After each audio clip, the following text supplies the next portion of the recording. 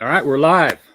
Welcome to another episode of Monday Night Live on the 10 Horse Money YouTube channel. Good to see everybody out there. Everybody's loading in here. A little bit behind, but we caught up. Just, it's weird. Sometimes like the StreamYard thing doesn't link up and we got it all figured out. But so yeah, everything is going good. So what's going on, Jimmy? How you doing, man?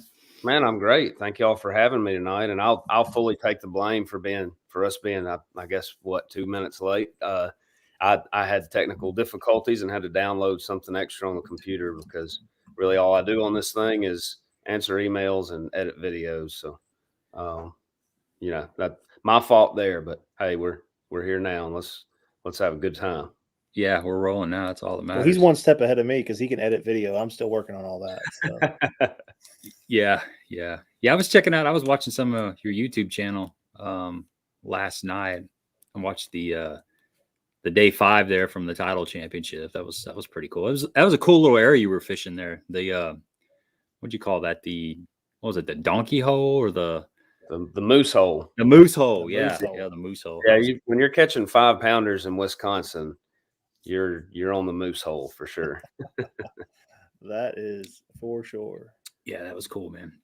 Good stuff. Hey, I want to give a shout out to Ken. I don't know if he's still on here or not, but man, thoughts and prayers for him. He's dealing with a winter storm right now. It looks like his electricity is out, so he jumped on for just a little bit. But he said he's trying to conserve his phone battery. So. Yeah, so Ken Staniford has been real supportive of the channel, and he just kind of disappeared for multiple weeks, and I was really starting to get worried. He's the kind of guy that anytime I drop a video, he would leave a comment every single time he was on the stream, and he just kind of disappeared. Well, it was about 7 weeks ago, he got COVID, and he was really, really sick. He was in the hospital for a while, and all of a sudden, I said a prayer for him, and we just a couple of the other viewers were concerned about him. We all kind of said prayers and kept him in our thoughts. And the last video that I dropped, he popped up in the comment section. He said he's about 70% now.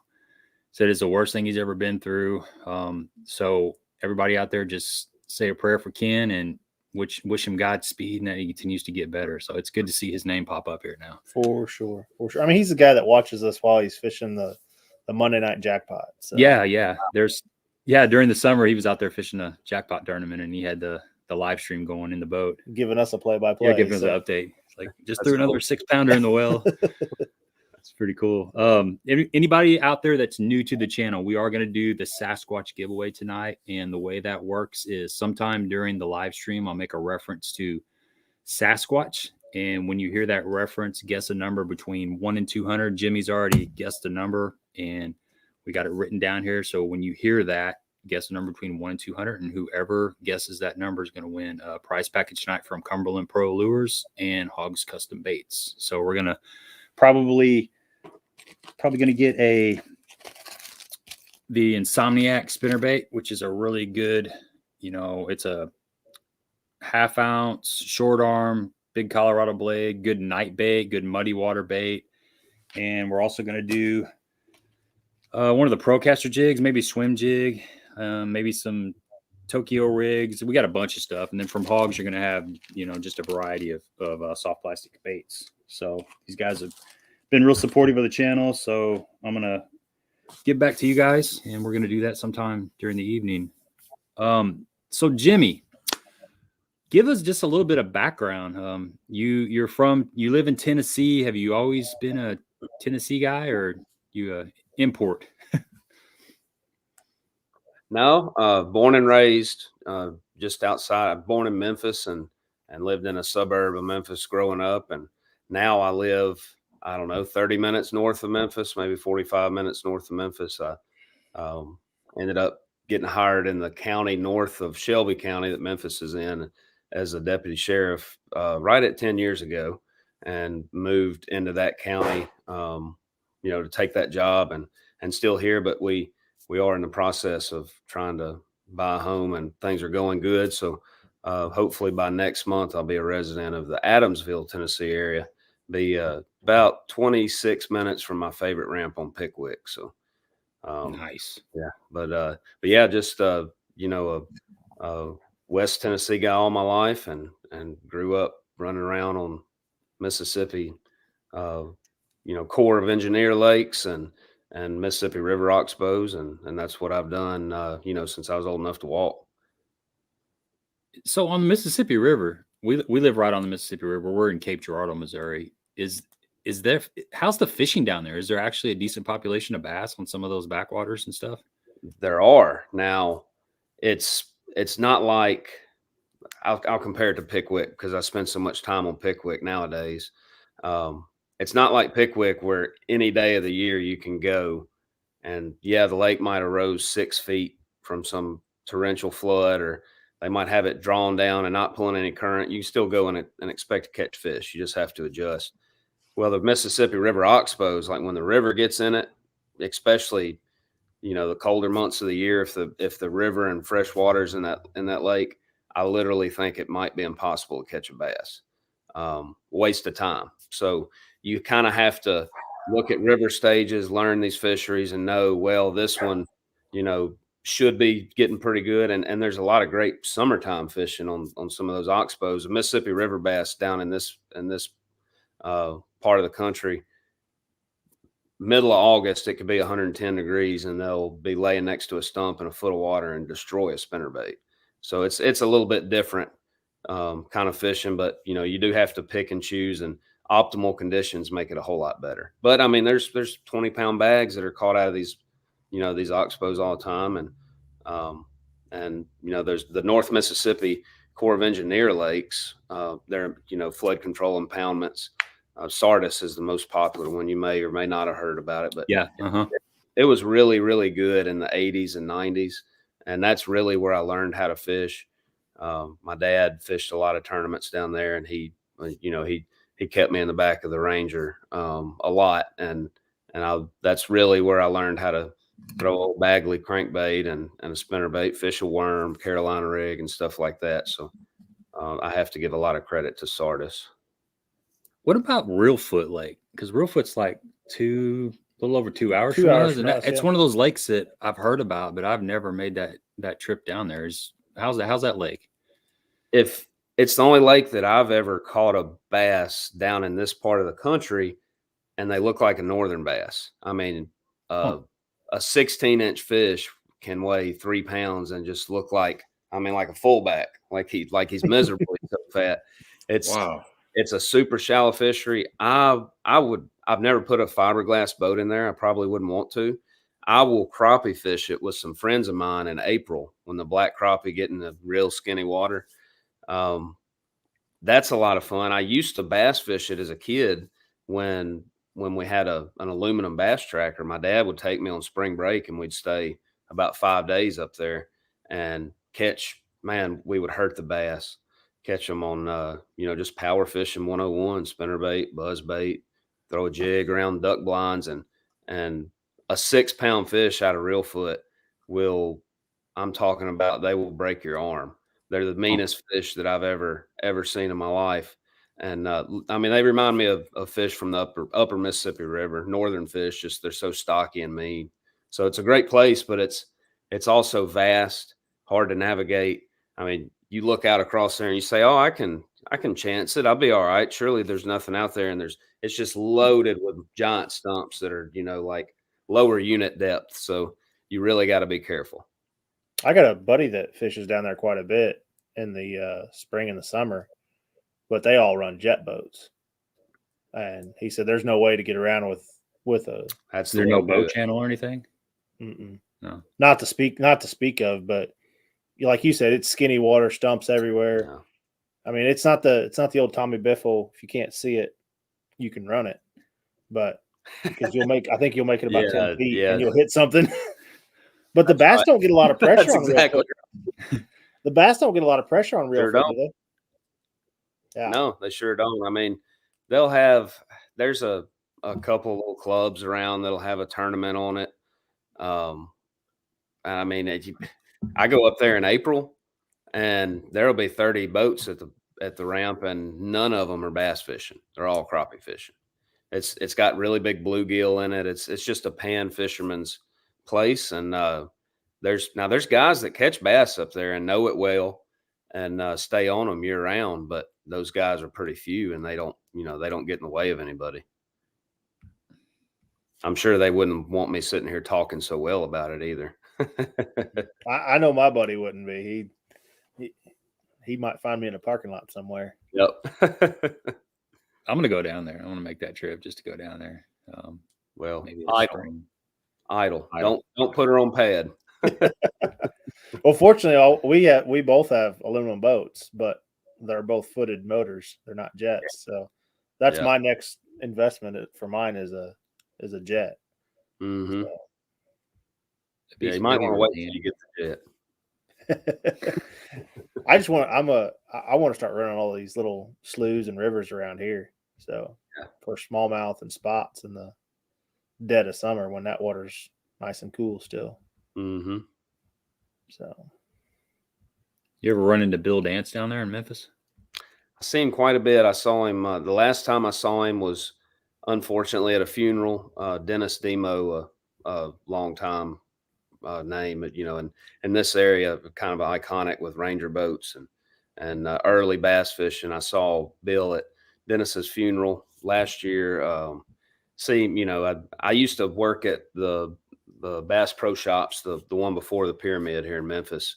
That was kind of my first job out of college, and I'd see him all the time down there. I mean, if he was sitting right next to me right here, he'd probably look at me, not know who I am, but I've spent a lot of time talking with him, and he might know who I am just from all the time at Bass Pro, but see him around all the time. You would think at his age and as much as he's done, as much as he's accomplished, he would have kind of mellowed out, but I think that's what keeps him going. He is a comic. I mean, he's always going to have you rolling, and he's got a funny story that nobody, that I've heard a bunch of them, and I hadn't heard the same one twice. So he's obviously got a lot of stuff to keep you rolling. So really, really good dude. Yeah, he's one of the first ones that I ever watched. I remember always looking forward, and you're talking about comic and bloopers and stuff. He's got those classic blooper videos, just funny stuff. I saw a skit of the water snake that fell out of the limb and landed in his lap. Yeah, I saw that the other day, and I mean, it had me just wanting to go to the ground laughing. It doesn't matter how many times you watch those; they're still funny. Oh yeah, because we all laugh because it's either happened to us or we know it's going to happen at some point in time. That's right. And you can kind of relate with how your reaction would be, and Yep. I had a snake. I was going in. I was over at Lake Gerardo. Okay. Small lake here, or about 30 minutes from the house, and I got hung up. And it was in the summertime, and I went in tight on the bank to get the bait, and had to go in some overhanging trees. Mm-hmm. And I'm kind of bouncing around, and I hear something hit the back of my boat, and my John boat hit the carpet on the back deck. And I look over, and it was a snake. It had fell out of that tree, hit the deck, and it shot out into the water, luckily. But it could have very easily, went down on the floor and came up to the front deck, and it would have been a whole nother story. What would be even worse than that is if it got in one of your compartments and you couldn't find it. Yeah, disappeared, and then you're riding, like that day or even like the next trip, wondering when is the snake going to come out. Yeah. Every time you look at a rod wrap or whatever, you're like, is that a snake skin or is that a rod wrap? I'd be worried about going to hook up the batteries or something. All the cables laying back there, and he'd be laying right there on top waiting for you. Yeah, they're hard to find. Oh man, we had one in our house. That's been several years ago, but when we had a cat, we had an outside cat, and I built this little cat house for it, basically like a miniature dog house. Well, let's see, it was fall. My wife's like, we're going to have company over. You need to get that off the back porch there. Just bring it in the basement. So I took it out. It was actually pretty cold. Mm-hmm. Bring it in the basement. And the next day I walked out from this room out into our lower garage, and there was a snake inside the lower garage. And, I told my wife about it, and she freaked out.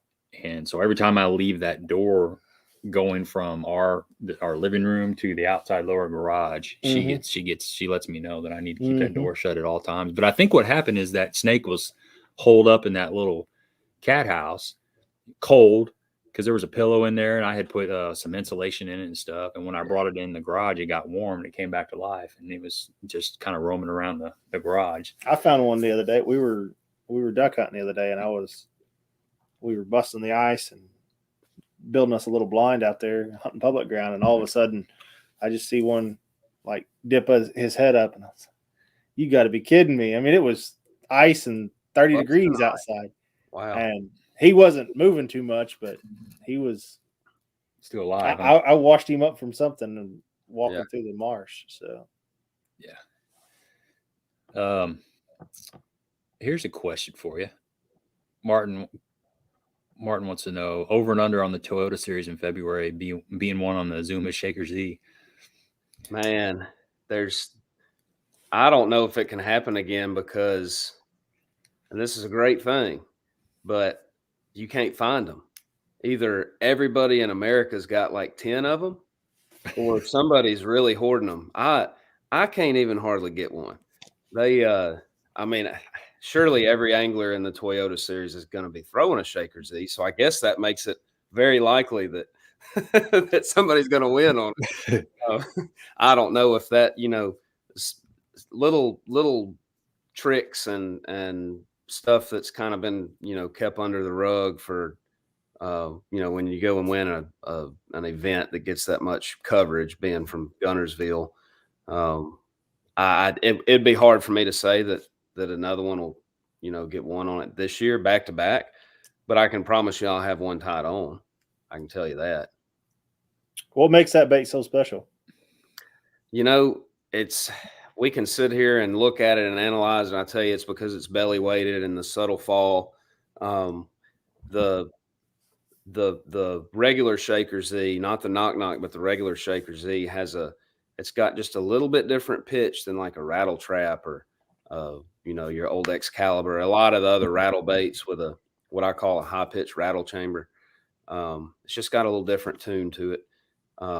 But really, I mean, if we could get in the brain of a bass, we'd know exactly. But the way that I've deducted that they'll eat it, and it's not, I'm not going to say that 100% of the time it's the best rattle bait. I'm not going to sit here and say that by any means, but I'll say that a lot of the times it's better than anything else I can find. But the way that like when I won Gunnersville last year on it, the way I made that deduction, I had 5 trap style baits. You'll hear me say trap, and I'm referring to, all the lipless baits, but I had 5 of them tied on 5 different rods. I would get in an area that looked right, and I'd get to looking at the grass and just looking at things that would feel right. You get that kind of warm and fuzzy feeling about, man, I'm around them. And I'd be throwing a different bait, and I'd cycle through them. I'd get down to that Shaker Z, and I'd make 1 or 2 casts, literally, maybe 3 or 4, every now and then. And I'd catch fish. And it didn't take too awfully many times of that happening for me to say, well, obviously this week they are dialed on this Shaker Z. So, for things not to change and to last from practice all the way through the event is rare, but we kind of had stable weather. It was miserable, but it was stable. And, the fish just kept eating it. So that's how I made that deduction. I saw that. I was watching that video, and I think this is the same tournament, and you had 2 left maybe on the last day or something, and you broke the last one off, and you made a phone call to the tournament director, and then you made a phone call to the bait shop, and the guy ran down to the dock, and you pulled up there and got 2 from him. And you tied it on, and you commenced catching fish. So that just shows you how much confidence you have in that certain bait. Yeah. Well, this is a story that's right. probably never been told. How did that conversation go with the tournament director? He was cool. If anytime you're going to do something that's out of the norm, you got to clear it with the tournament director. Well, sure. But the fact that I wasn't leaving the boat, I wasn't gaining an unfair advantage over the other anglers that all had the same liberty that I did, to call waterfront bait and tackle and get them to run baits down to the dock.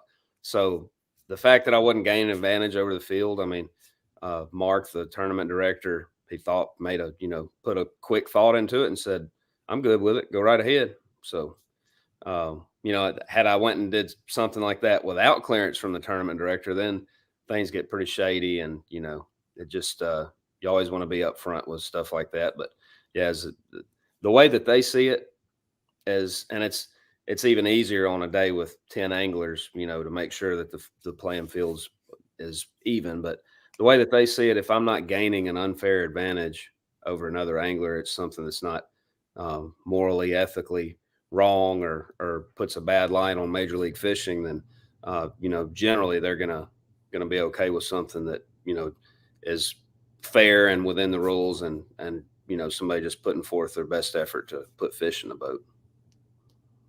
Yeah, I've had one time we were fishing a BFL on Kentucky Lake, and the guy was fishing with his trolling motor. No, his starter battery went dead, and his dad, he was a local. It was actually a young kid, and so I called Daniel Fennell and said, "Hey, we got a dead battery. Can this guy call his dad and have his dad go to the store, get a battery, and run it down, and we hook it up?" And he was cool with it. He was fine. He said, I think he said, just make sure he doesn't get in the boat. So we met him down at the boat ramp out on the dock, and you know, we swapped out the batteries, and it took about 30 minutes, and we were on our way. But yeah, just like you said, you know, no unfair disadvantage. It was just one of those things that happens, and if we wouldn't have been able to do that, we wouldn't have been able to get back to the weigh-in site. Yeah, they just don't want to find out about stuff like that after the fact. When you don't tell them, you know, that's really the only time you put yourself in a bad spot with something like that. Well, I definitely want to dive into the lipless stuff, but there's a few questions up here. We'll just kind of get through them, and Sure. then we'll start on that topic. Phil wants to know, have you ever fished Ross Barnett? Unfortunately, so. I'll fish it this year. I'm going to fish the Open Central Division, and our first event is end of April at Ross Barnett, when the fish are in water that shallow, and it's basically a place like Reelfoot, where you maybe have a boat lane every once in a while, but I mean, treacherous place. But yes, I've fished it a lot, and the best I've ever done was 10 years ago as a co-angler out of the back of the boat with a wacky rig. Made a decent check, but I think I've fished 2 or 3 BFLs on the boater side, and I've cashed some checks, but never, just never had a big day there. But that's going to change this year. There you go, man. Good attitude. Got Frank on here. What's up, Frank Williams? Shout out to Frank. Hey, now. Kind of the guy that set all this up in a roundabout way. So cool. Good to see you there. Cool. Yeah, I fished with Frank. I was in a little old wore out Ranger with a little 18-foot boat. We were at Table Rock. Shoot, I couldn't tell you what year, maybe 2016. No, 2017. And drew him, and we went and had a big time. I'll never forget, he was we pulled up to get some gas, and I guarantee you Frank's laughing about this. He's like, yep. So we pull up to get some gas because we made a long run up the James River, and my little boat didn't have a big enough tank to make it back to weigh-in. So we stop at this little marina, and we handed the kid $40 and said, put 40 in it, please. And he looks at the money, and he looks at us, and he goes, dollars? And he got it confused of if we were meaning dollars or gallons, but me and Frank didn't take it that way. We were like, what do you think? Like, gold coins or bullions, or what form of payment do you want? So American we dollars. laughed about that, man. Yeah. Yeah. Frank Frank's is, we grew up together. Frank grew up like 2 houses up from me. So, we used to run around and fish together. We'd go ride bikes, go back in the woods, and just play. It was kind of one of them deals where you leave in the morning and you come home when the street light was on. That was kind of our curfew, and we had a lot of fun, man. A lot of fun. So he's out there fishing all 9 of the opens in the back of the boat. So good luck to Frank out there. Yeah, busy schedule. Yeah, Josh says he has the Bill Dance theme song on his phone. That's his ringtone. That's cool. That's cool. Bass and Moon says his dad would hide snakes in the live well on him. Ooh, Pop don't play. No, that wouldn't go. Pop That would that wouldn't go over well with No, me. that'd be a one-time deal. I've heard of guys just putting a black rod sock, tying it to the clasp on the live well lid, so when you open it up, it straight up at you. I've had people leave the plastic snakes, like the rubber snakes, in them. I'm a letter carrier for the United States Postal Service, and there's been 2 times I've been doing it for like 26 years. There's been 2 times where somebody put a rubber snake in the mailbox, and it scares the crap out of you. You open that lid, I don't care if you know what it is or not. It still makes you jump. We'll have to get into that sometime. What's the craziest things that you found in a mailbox? I may not want to know what the craziest things that you found. A lot of stuff. I found a lot of crazy stuff. I really have. Mine would be a nest of wasp. Yeah. Ants really like mailboxes. Anytime you get a heavy rain, they get up there in the mailbox because it's dry, and they do their eggs and all that stuff. It's everywhere. Yeah, it's everywhere. Yeah, there's like a spider. There's a local spider in every mailbox. Mm-hmm. I think you already said this, but the regular Shaker Z or the heavy Shaker Z? That's those are the regular weighs 5/8 of an ounce. It's on a 1/2 ounce profile. The heavy weighs 3/4 of an ounce. That's depends on the situation. The heavy, if you want to fish it 5 or 6 foot on 16 or even 18-pound line, or even like on the Tennessee River when they get on gravel bars, and if you want to sweep that thing or yo-yo it out 8 or 10 foot, the heavy Z is awesome. But the regular Shaker Z is what I normally throw around grass, because I'm in that depth range, where I want to fish it, say 3 to 5 foot, 3 to 6 foot is optimal. The regular Shaker Z on anywhere from 14 to 18-pound test line is my deal normally.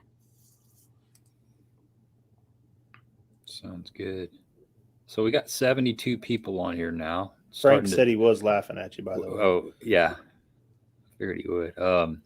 So make another announcement. There's, about 40 in here a while ago when I made this announcement, but we do something called the Sasquatch giveaway, and it's coming up here before too long. So when we make a reference to Sasquatch, guess a number between 1 and 200, and you will get a prize package, a little giveaway tonight. So keep your ears peeled for that. Up on these questions here, and then we'll start diving into some of these topics.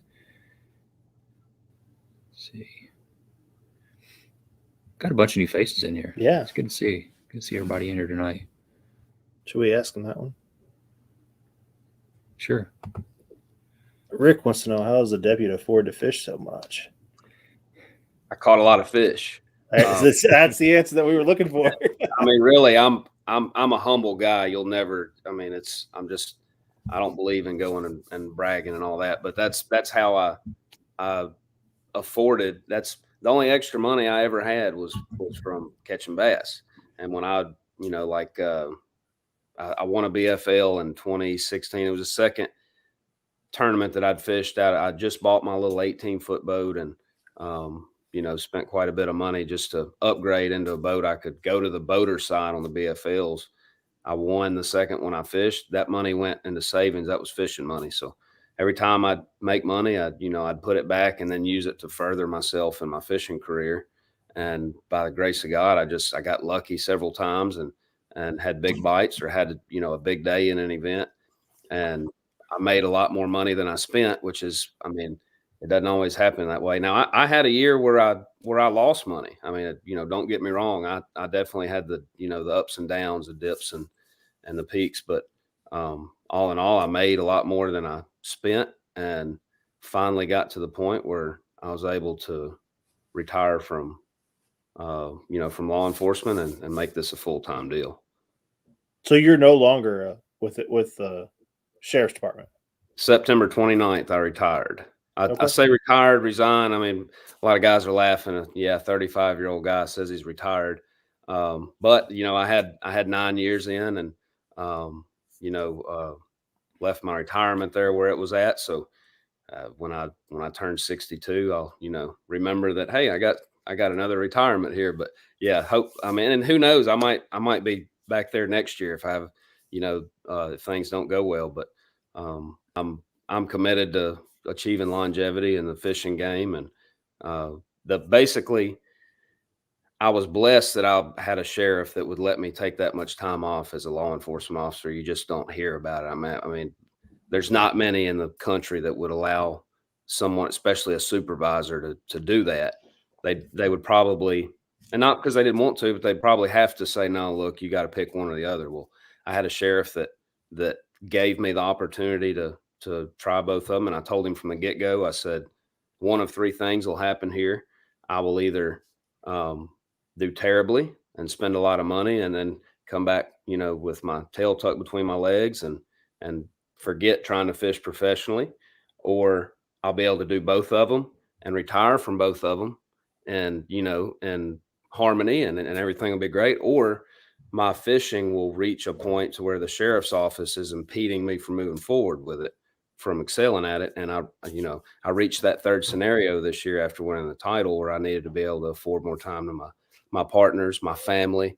That was the main thing. My 4-year-old, holding my leg while I was having to walk out of the house, begging me to take him fishing. I had to tell him, buddy, I got to go get in a police car tonight, or, well, I got to leave for 10 days to go fish a tournament. So, all that stuff just accumulated to the point to where there was no other option, rather than me to set down law enforcement and pursue fishing full time. That's awesome, man. Shout out to law enforcement and first responders. It's a tough job. I mean, that's a tough job. You got all kinds of, so many variables. I don't know. I'm wanting to say I couldn't do it. I guess when it's in your blood, you can do it. But I watch a lot of the stuff on the media, and then you watch people trying to pull stuff on you all the time. And it takes a lot of patience, I'm sure, to be a good police officer. It really does. There's a lot of evil in the world. And just the sheer knowledge that you have to be an effective law enforcement officer is crazy. It's, I wish that we could snap our fingers and they'd all get paid more and they would get treated better by, some of the people they deal with, but it's not likely to happen. But all we can do is pray for them and support them. Yeah. Well said. So your fishing career, did you start out in the front of the boat, or did you have a stint in the back of the boat? I fished in 2012. I fished the Mississippi Division BFLs as a co-angler. I got down to the regional. It was time to go to the regional, and that's when I got hired at the Tipton County Sheriff's Office. And the last thing you're going to do as a new police recruit is come in and say, hey, 3 weeks from now, I need to be off to go fish a regional bass tournament. Yeah.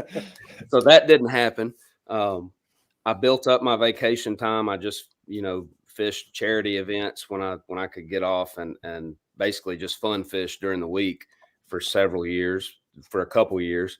And in 2015, I went back to the BFL Mississippi Division as a co-angler and fished all of them. Had a pretty good year. Made enough money to, at least to pay for all my expenses and a little bit of spending money for the next year. And what I always said is when I found success, I would try to move up. I didn't want to sit stagnant. So once I had another good year as a co-angler, that's when I made the investment and moved up to the boater side. Well, I'm pretty sure that year as a co-angler that you fished against both of us at the regional at Neely Henry.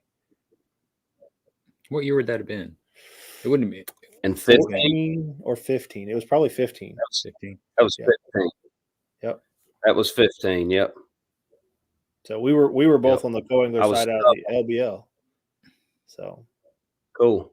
Yeah, I was tough on those release fish there with a wacky rig. That's how I caught my limit. I missed the day 3 cut because I wouldn't pick up a wacky rig on the first day. Yeah. It would catch them in that event for sure. Not big ones, but it would sure enough catch them. Yep, for sure. Did you guys fish up the river or the lake in that tournament? I fished on day 1. I went with a guy that literally went like off the grid in this little creek that that neck down, it was barely wide enough for his old Stratus to fit in. Crystal clear. It was like, I mean, it was like you had left Neely Henry. The second day I was with a guy that I wish I could remember his name.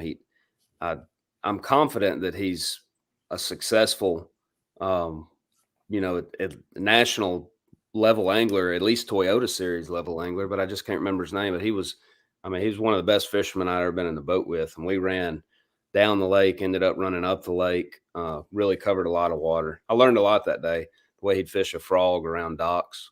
That, that was something that I'd never really done. Open water, popping frog. And, but yeah, I saw a lot of Neely Henry for sure. Yeah. We split it up. I went downriver one day and then went up by the dam the next day. So yeah, it was now and practice. And in practice, I traveled with a guy that local from around here that I knew, and we fished like 3 or 4 days before the event, and I caught several giant spots up the river when they were pulling water on a little bitty crankbait, just cranking riprap. I caught one that was like 5'6". That was the biggest spot I'd ever caught. I mean, just gigantic Coosa River spots. But of course, on the co-anglers, and I don't even think that panned out for the guy I was with during the event. It was all about a water flow deal. That was my guy. He was doing the same thing that you were doing in practice. He was on the second day, at least.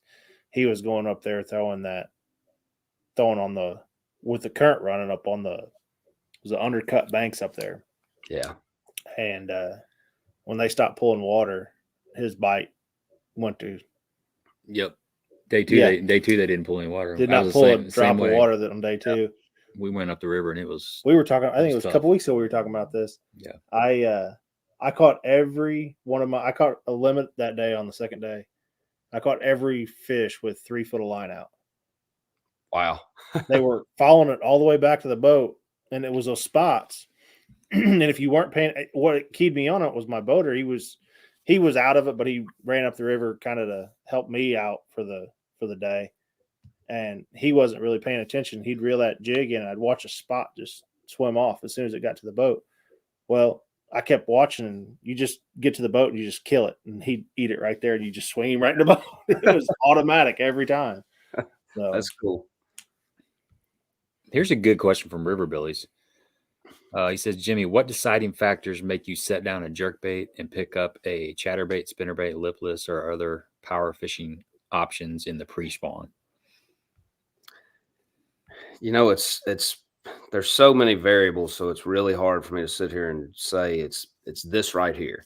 But it's all about what the fish are telling you mainly, and I don't mean to, I don't want to make this question my answer that vague, but if I'm not catching them on jerkbait, and there's little factors that factor into my experience with those baits. A jerkbait, I would prefer sun and wind. If I've got sun and wind, especially if I'm around grass and I feel right with it, I mean, I'm going to catch them on that jerkbait.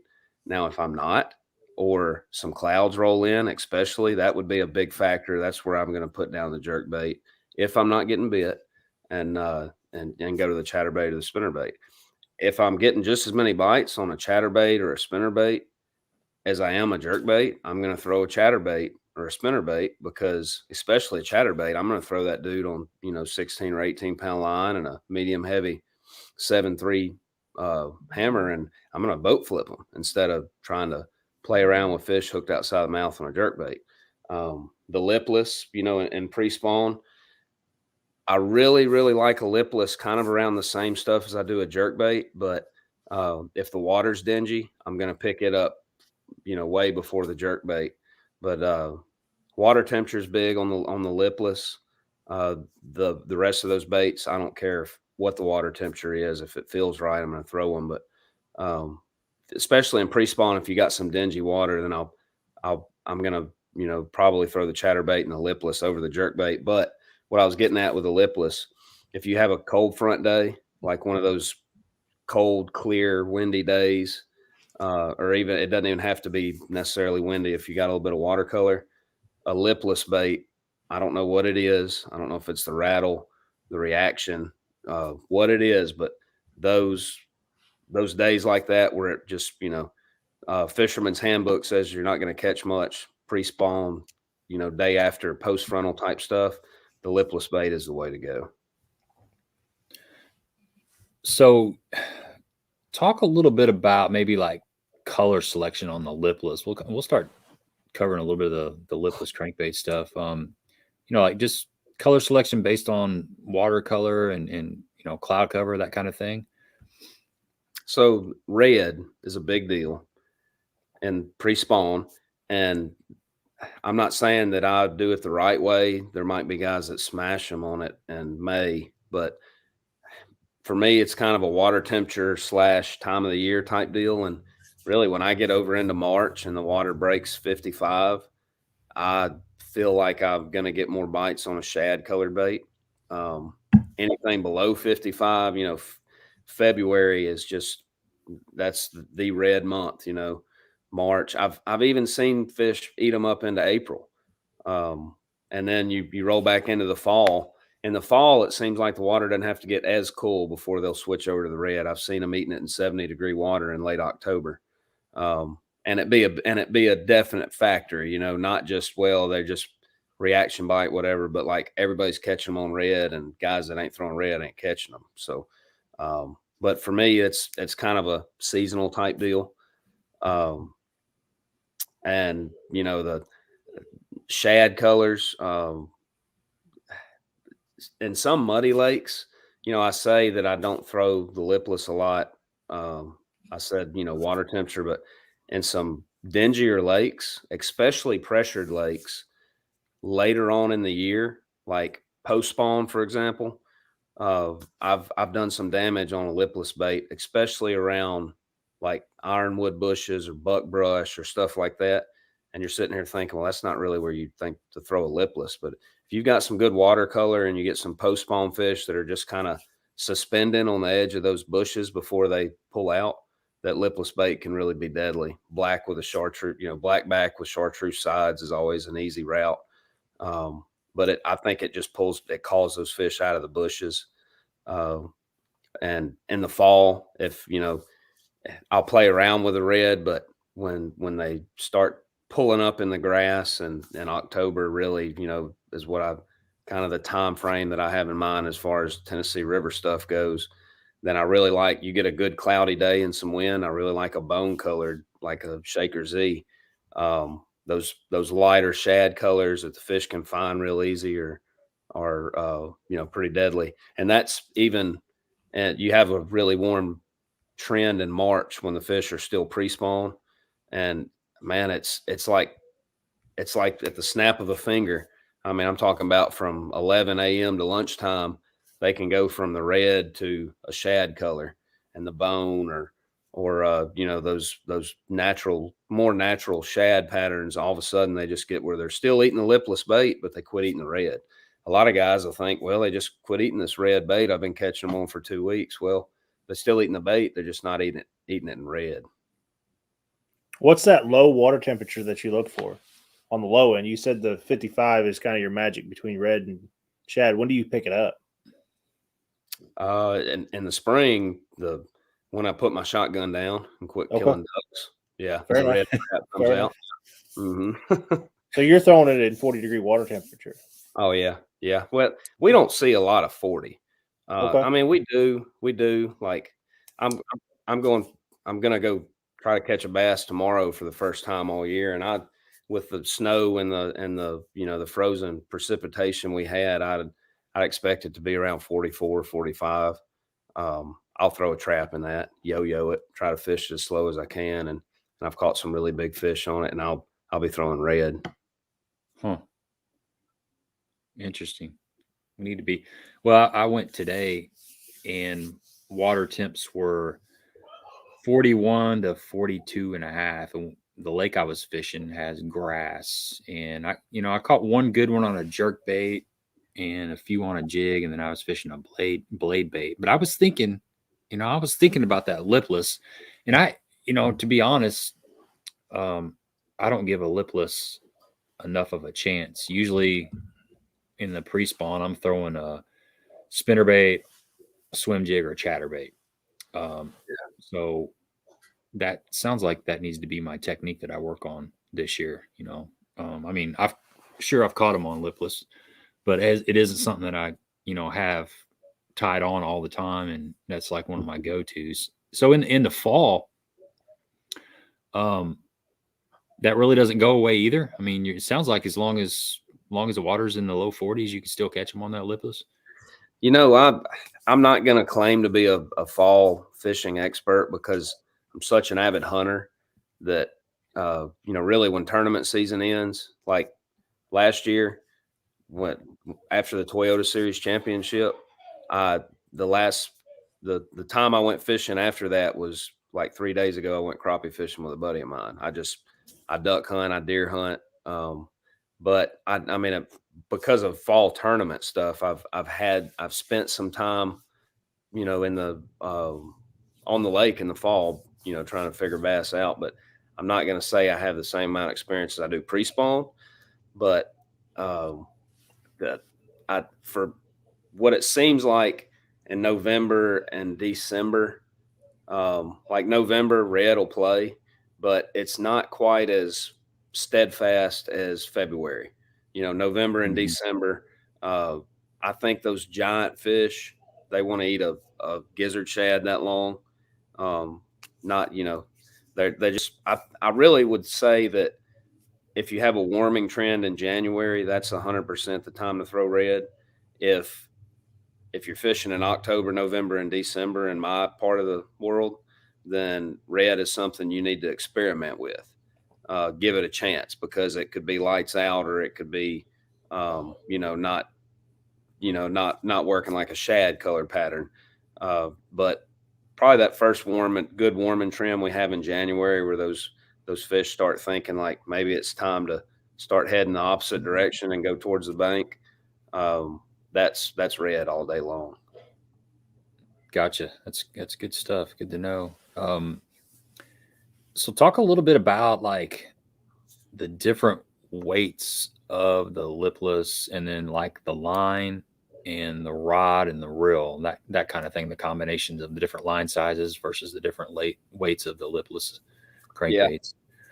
My favorite setup is if I'm just like tomorrow, I'm going to go throw a Lipless bait around, just play around, and the place I'm going has got fairly dingy water, and I expect the fish to be, 5 foot range. They might be shallower, they might be deeper, but a situation like that, or just a good all around, I'm going to pick a 1/2 ounce bait, something in that size class. My go-to line is 15 or 16 pound fluorocarbon. That's a good middle of the road. If I start feeling like I need to give the bait more lift, I'll go up in line size. If I feel like I need to get it down more, but keep a smaller profile, you can go with a Zuma Heavy Z, but if you want to still throw the same bait you're throwing, you bump down to 14, it'll make a difference. And my favorite rod setup my rod is a 7.3 medium heavy cranking series hammer rod. It's just the medium heavy. You hear that part and you think, wow, it's a stiff rod, but it's built for a crankbait, so it's got a lot more parabolic bend, further down the blank. But it still has the control. The reason I like medium heavy, especially around grass, is I can clean the bait without feeling like I'm, just doing nothing but snatching a bend in the rod and not moving my bait. That 7.3 is a good size. Now, one little tip: if the water is super cold, you can do one of two things. You can make yourself slow down, but that's not always as easy as you think. You think you're fishing slow, but you need to get slower. Or you can go to a much shorter rod. And what you do with that shorter rod, I like to sweep a bait, in colder weather. That's how you get that good flutter where it kind of falls on what I call semi-slack line after you sweep the rod. Then you get that bow in your line, and that's how you get that really good shimmy, and that's when you get a lot of bites. If you go down to a 6.9 over a 7.3, that bait doesn't move nearly as far, and it stays in the strike zone. It's a good way. It's almost like guys will, go to a slower reel to make themselves fish a bait slower. Well, you can do that with a lipless bait by going to a shorter rod. I generally, there are times I throw it on like a 7 speed reel, 7-1, but I really like something up in the 8s, a pretty fast reel, because I work the bait with a rod so much. So, a lot of those, when I sweep that rod and try to get that shimmy in the bait, that's when you get a lot of bites. And I just like to be able to eat that slack up and, put the hooks in them.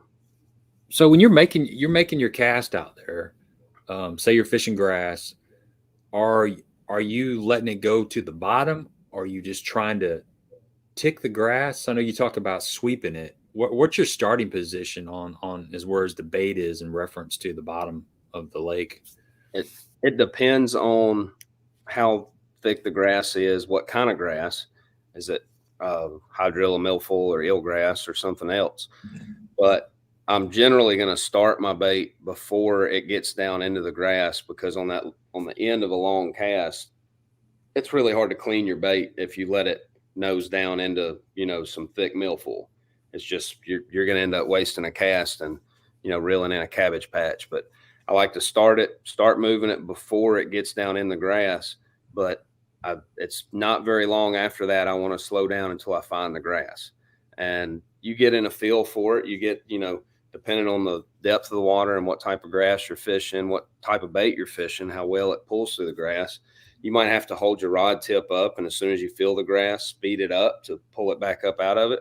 Or you might be able to kind of let it, drag down in there and then give it a little snap and rip it free. It all depends on the circumstances, but generally I want it as close to that grass as it can be without digging and getting to where I can't clean it.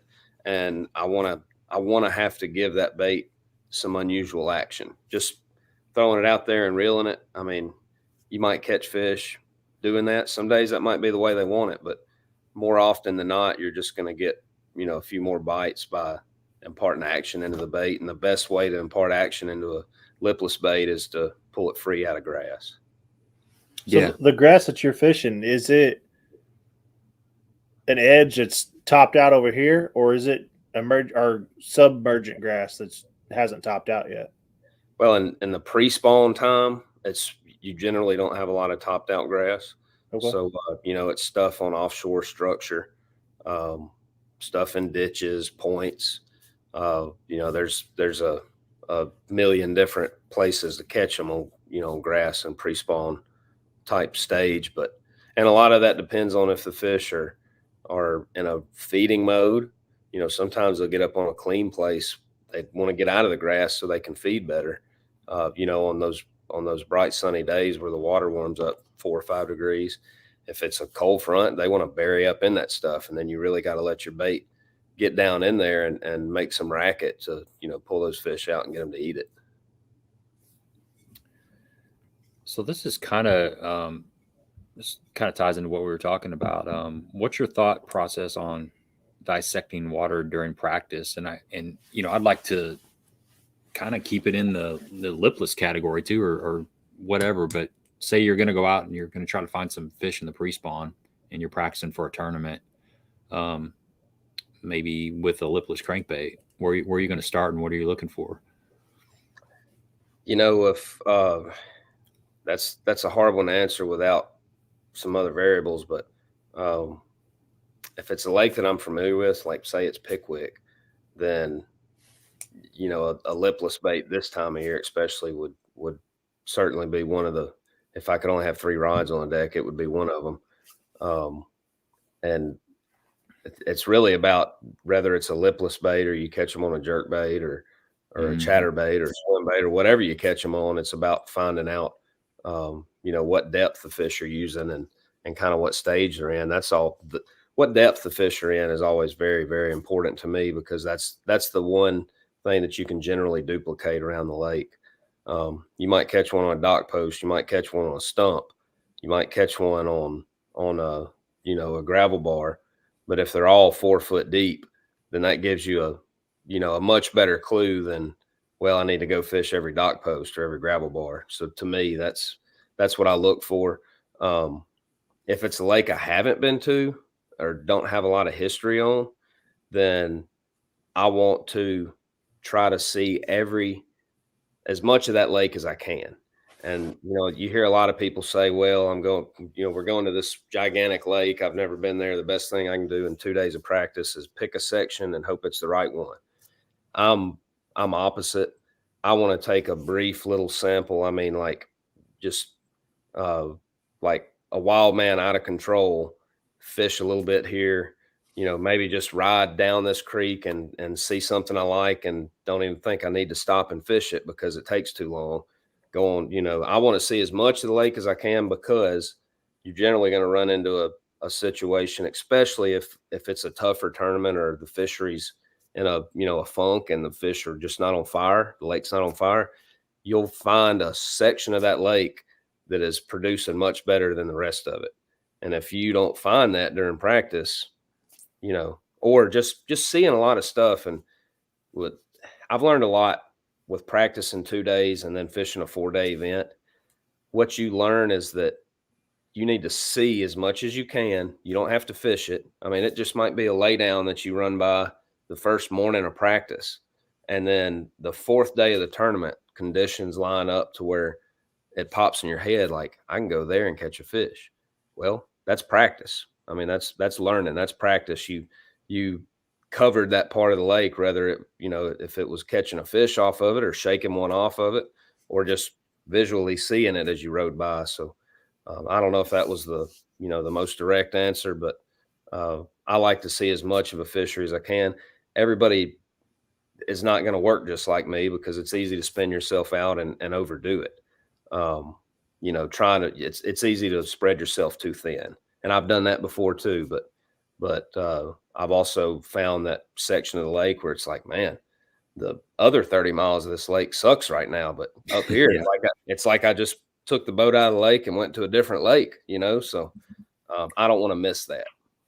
Well, I think what you said about dissecting the entire lake, or at least seeing the vast majority of the lake, that for one keeps an open mind, but it also doesn't lock you in on something that you get completely focused on.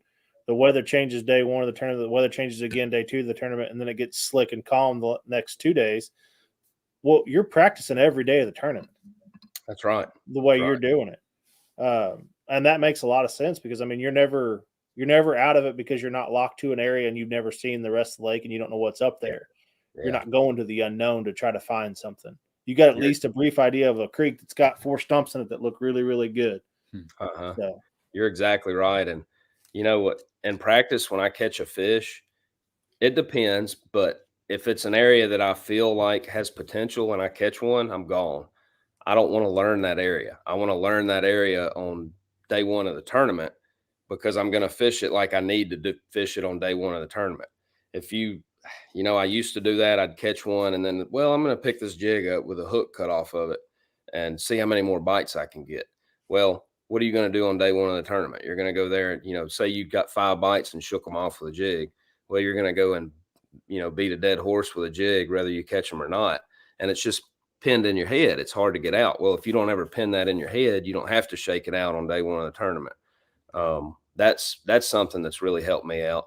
And the best thing that I can say for somebody starting out on a day of a tournament, y'all been co-anglers just like I was. How many times you get in a boat and the guys say, well, we're going to go down here and fish this. I caught some fish there in practice, and then we're going to go over here, and then we'll go over here and we'll finish the day up right here. What if none of that works? You don't adjust. So the best thing that I can say is don't have a plan. A lot of times I don't even know where I'm going to start until they call my boat number. Literally. My poor co-anglers probably think I'm full of it. They're like, yeah, this guy's sandbagging. But I'm like, they're like, well, where are we going to start in the morning? I don't know. But I definitely don't know the second place I'm going, because I'm going to let the first place and what happens with the day tell me where that second place needs to be. That's cool. Yeah.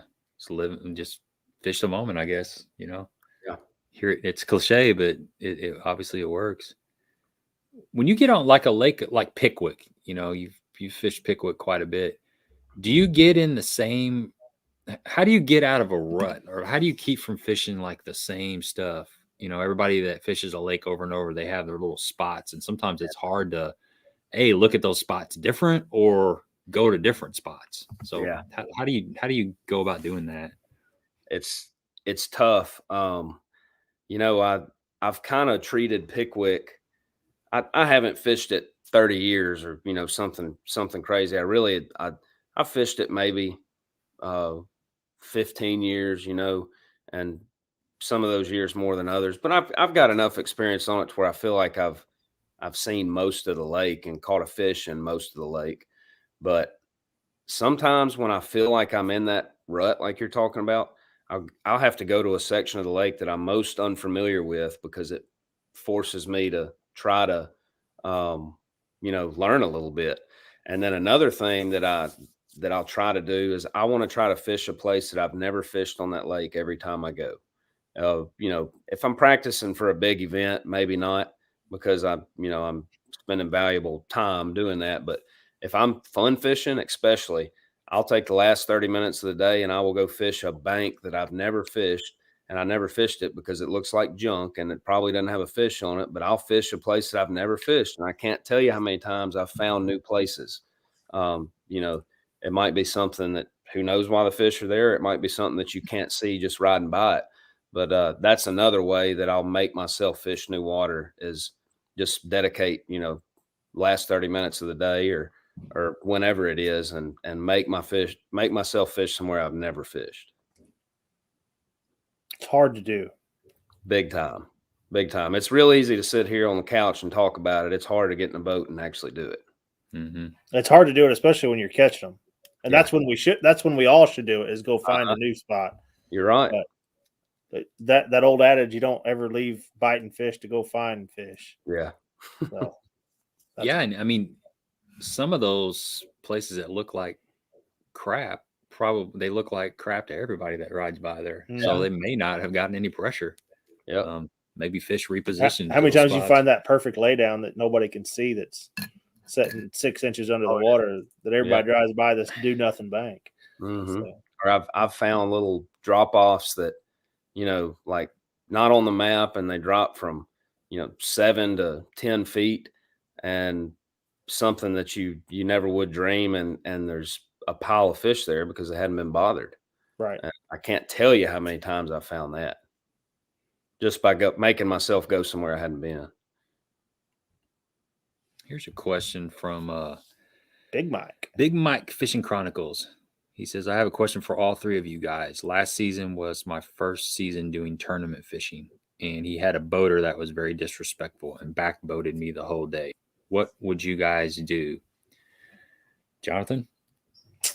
I've had that happen. That happened at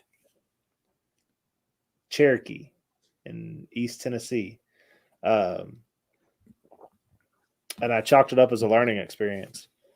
Good, bad, or indifferent. That's one thing that when Gabe and I were fishing all the BFLs, that was kind of our, I don't know, you call it the beginning of the year motto or whatever. We always wanted to learn something from every tournament. Good, bad, or indifferent. We always had what did you learn? That was the trip home. What did you learn? And, it's just, I gave it, he put me in 45 foot of water on Cherokee. If anybody's ever been on Cherokee, he was flipping docks and 8 to 10 foot of water and stuck me out in 40. And then when he left that dock, he'd blow that trolling motor underneath that dock and he'd motor to the next one and nose into it.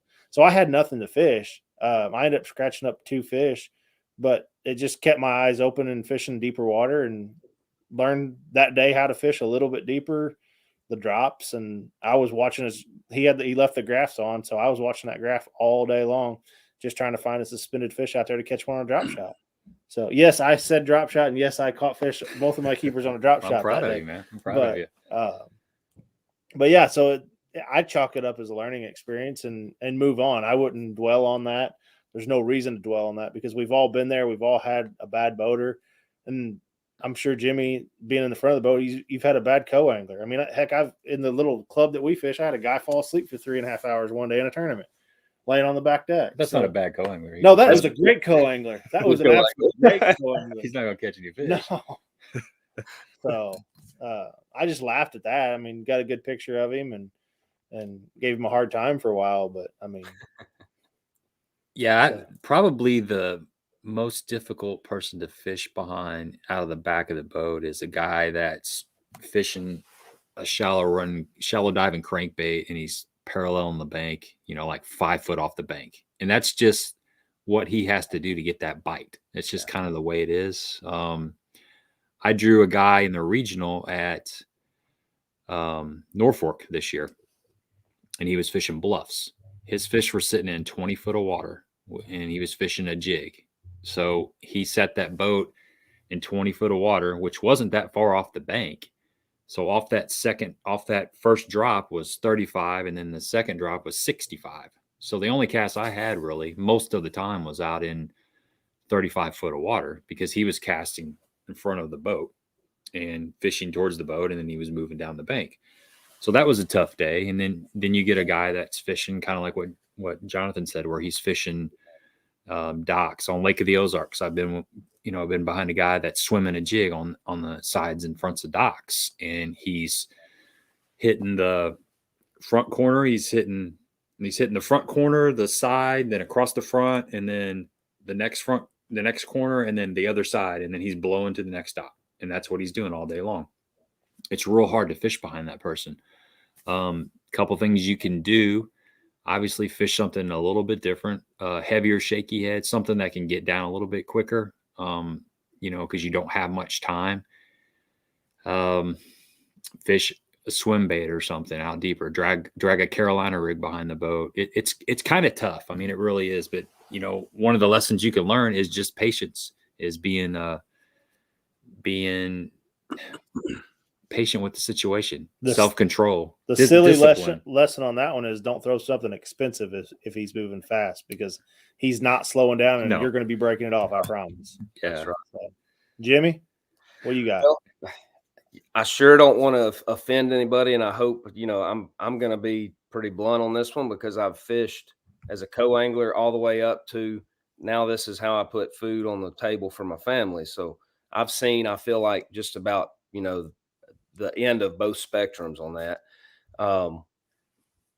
First off, I'll say that I've had those boaters too, but as someone, and a lot of it depends on what event you're fishing, but if it's anywhere from a BFL up, as a co-angler, you have to realize that guy in the front of the boat, his job is to catch every fish in the lake. That's his job. It's not a guided trip. I've had co-anglers that felt like they paid less money than me in an entry fee, and they were there for a guided trip and for me to cater to them. That's not what it is. The co-angler's job is to figure out how to catch fish with what he's given. Now, with that being said, a lot of guys are probably saying, Lord, I sure hope I don't ever get drawn with Jimmy Washam. I guarantee you there's not a co-angler that can honestly say that I've ever tried to do them wrong. And I'll tell you what, I learned a lesson. Ross Barnett, of all places, we've already brought this up, but the first event that I fished out of the front of the boat was Ross Barnett BFL, and I had shook a fish off the day before in practice on a dock post up near takeoff, and it felt like a good fish. Shook him off on a jig, ran down the lake. Me and my co-angler both caught fish. He had 3 fish. I had a limit. It wasn't worth much, but I was right around getting paid. We run back up, and the guy, he was just a great guy. And I felt like I needed to try to do something nice for him. And we pull up to that dock post, and I said, hit that dock post right there. There's a fish on it. He throws up there, he catches a 3.5 pounder, and he gets a paycheck, and I don't. I'd have got a paycheck with that fish. Well, I realized from there, I was happy that I did him a solid. And I've done other things for co-anglers, but I realized from that point forward, I'm not here to donate money and to take somebody on a guided trip. I'm here to catch every fish that I can and to make money. And I'm not saying that I would never do that again. It depends on the circumstance. But I realized, hey, I'm either going to be a winner or I'm going to guide co-anglers. So now, and I'll tell a co-angler when they get in the boat with me, I'm going to pretend like you are not back there. I'm not going to point the front of the boat to where you can't cast and try to put up a big brick wall and put my poles down when you stuck out in 1,000 foot of water. I'm not going to do that. I'm also not going to spin the boat around and say, hey, throw in that brush pile and catch you 5 before I do, because my job is to catch every fish in that brush pile. And your job behind the boat, and it used to be my job when I was a co-angler, was to adapt to the circumstances and figure out how to catch fish in the back of the boat. Sometimes those guys will make it easier on you. Sometimes they'll make it really hard. But I've got a good friend that fishes in the as a co-angler in the Mississippi division of BFLs. The man literally catches fish every time he goes. I guarantee you he's not getting the most friendly boater every time he fishes, because I've been there, and about half the time I had boaters that I felt like, maybe I could have done better, in their same position. I guarantee you, John, he's getting those same guys, but he catches fish. So that right there tells you you've got to overcome that. Don't let it ruin your day. Don't let it eat your lunch. Figure out how to adapt, put on a different bait, drag it behind the boat, catch suspended fish on a jerk bait, do whatever you have to do within respect for that boater up, in the front of the boat, to figure out how to put a fish in the boat.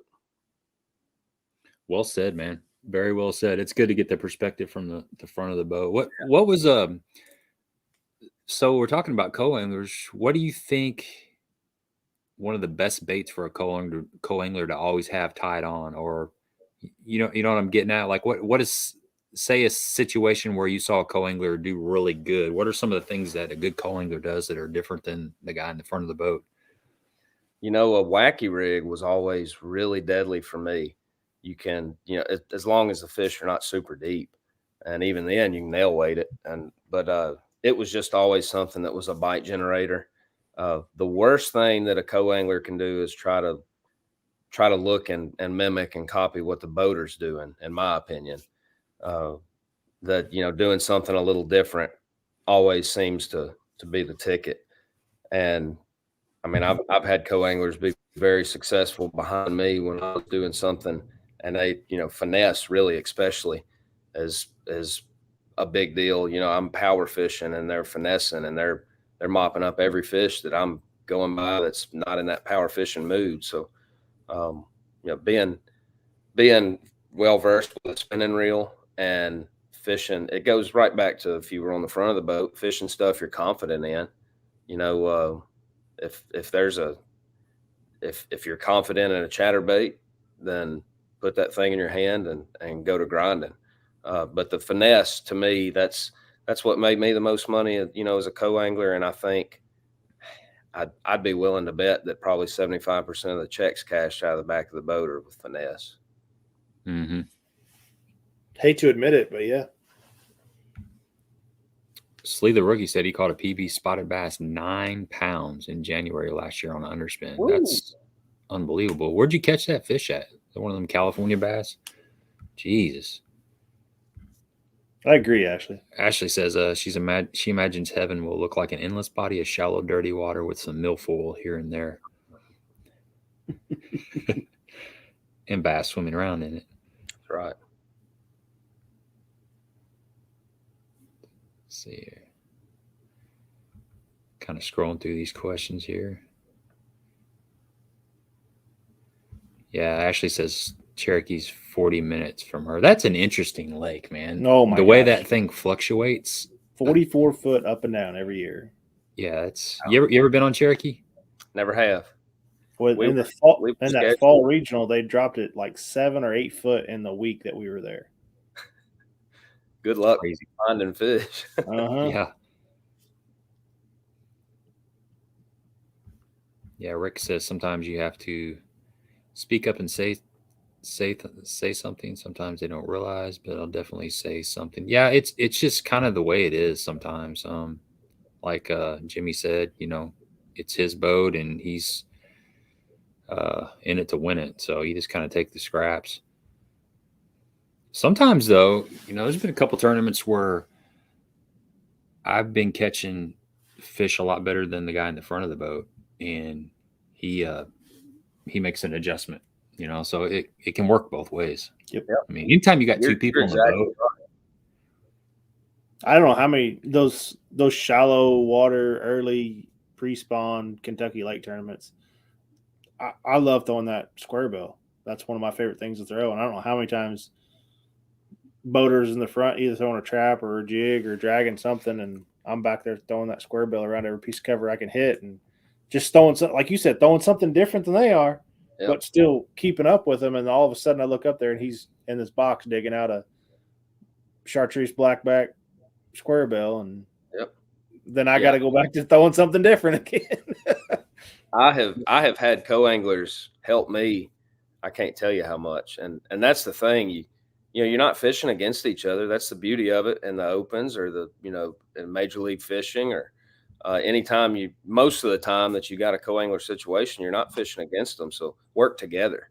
You know, there's, I think sometimes I think it probably happens more with the boaters than it does with the co-anglers, but the boater right off the bat feels like that co-angler's a threat to him when really he's an asset if it's, you know, if it's done right and you just both act like good people and you know, try to make the most of the day. Especially in the one dayers. I mean, you're trying to catch 5. You're not trying to catch 25. We're trying to catch 25 pounds, but not 25 fish. You just want the 5 biggest ones in the lake. So here's a good question from Ashley. She says, any advice for a girl trying to stand a chance at climbing the ladder of the fishing world, to be taken seriously and not disregarded, counted out because she's a female? What's your thoughts on that? Ashley, the beauty of bass fishing is it's different, you know, than say football, for example, where a lady has really every bit of the opportunity that we do. You know, it's an awesome sport, and I've seen I've been in the boat with some ladies that, you know, my mom used to fish old Bass and Gals Trail, and she had some friends that were just as efficient as most of the guys I've ever been in a boat with, as far as running their own boat, going to the lake by themselves, catching fish just as well as the guys. So that's the great thing about bass fishing. And the best thing that I can say is you've got to, there's really no way to skip the, you know, you talk about climbing the ladder. There's no way to skip the steps on that ladder other than performing and catching fish. So learn as much as you can, you know, start out as a co-angler out of the back of the boat and something like the Bass Fishing League with Major League Fishing. And when you do well enough, you win some money. And, you know, the next thing you do is move your way up to the front of the boat, invest in a boat that'll do that for you. And then you just keep moving forward. And it's a 100% even playing field, regardless of, you know, someone's gender. I agree that I know this may be the wrong way to look at it, but I kind of feel the same way. They don't care what kind of boat you fish out of. You don't have to have the newest boat on the market. We fish out of old aluminum boats with 10-horse outboards on them and still can go out there and catch 20 pounds. So, I mean, they don't care who's on the other end of that line. That's exactly right. It's about how much want to you got. Mm-hmm. Here's a question from Slee the Rookie. Do you guys find it harder to approach a lake this time of year with no research, no information, how the fish are biting, and going in blind for success? I mean, I would say winter is probably one of the hardest times because the bite windows are really short. The fish are typically a little bit more sluggish. You know, they're not going to be, say, winter versus spring. I mean, spring's probably the best time to get a bunch of feedback on different baits. Right. Winter's probably the worst. The fish are not spread out as much. They're in little smaller areas. So it may take you a long time to figure anything out. And if you're throwing the wrong bait during that feeding window, you may not get a bite at all. You know, that's just kind of how it is. So, and the days are, I mean, your days are shorter. Not even just your bite window, but your time on the water. I mean, unless you're just absolutely hardcore and you want to freeze your butt off. I mean, around here in the mornings, it's still in the mid-20s. But, you know, by the time what time did it thaw out this morning? You were out today. I didn't get on the water at about 10:15, 10:30, and it was still 32 degrees, and the wind was blowing like 20. You know, So it wasn't. It was. it was not comfortable out there today. There's a couple spots where the wind was blowing really hard that I wanted to fish, but I just didn't want to fish bad enough. I didn't want it that bad, you know. So I kind of, I'd get out there for a little bit, and then I'd get up on the north side in a little pocket and kind of chill out for a little bit, and then I'd go brave it again. And you get one of those like heated vests, those battery powered vests. Yeah, I don't know, man. Yeah, a friend of mine just got one of them in the duck blind, and man, he was roasting. Well, we hunt all public ground, so I'll see those guys in the morning at draw, and you can see the little light glowing on there. And I just don't know about a heated vest in the duck blind or in the marsh. Catch on fire, you know. Catch on fire, short out, shock the piss out of me. I don't know. I don't want any part of that.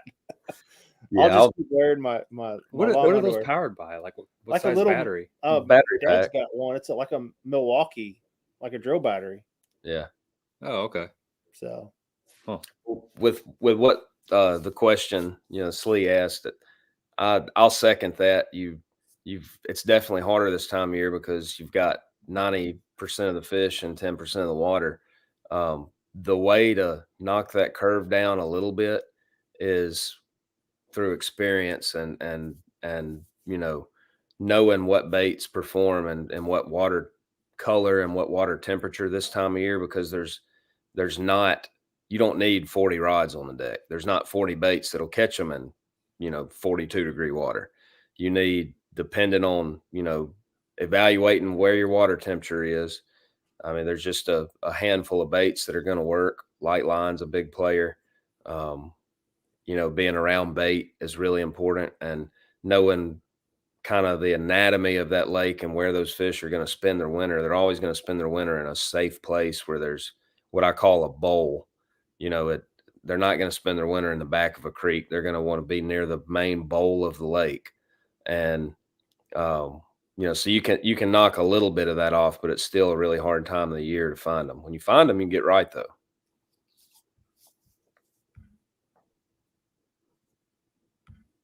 Let's see.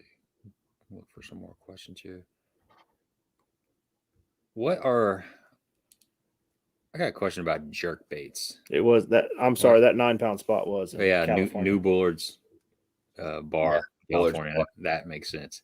That's still not discounting a 9-pound spot. That's a pig. That's unbelievable. You talk about those fish in Reelfoot looking like linebackers. These look like centers. Yeah. Yeah. So jerkbaiting in the grass.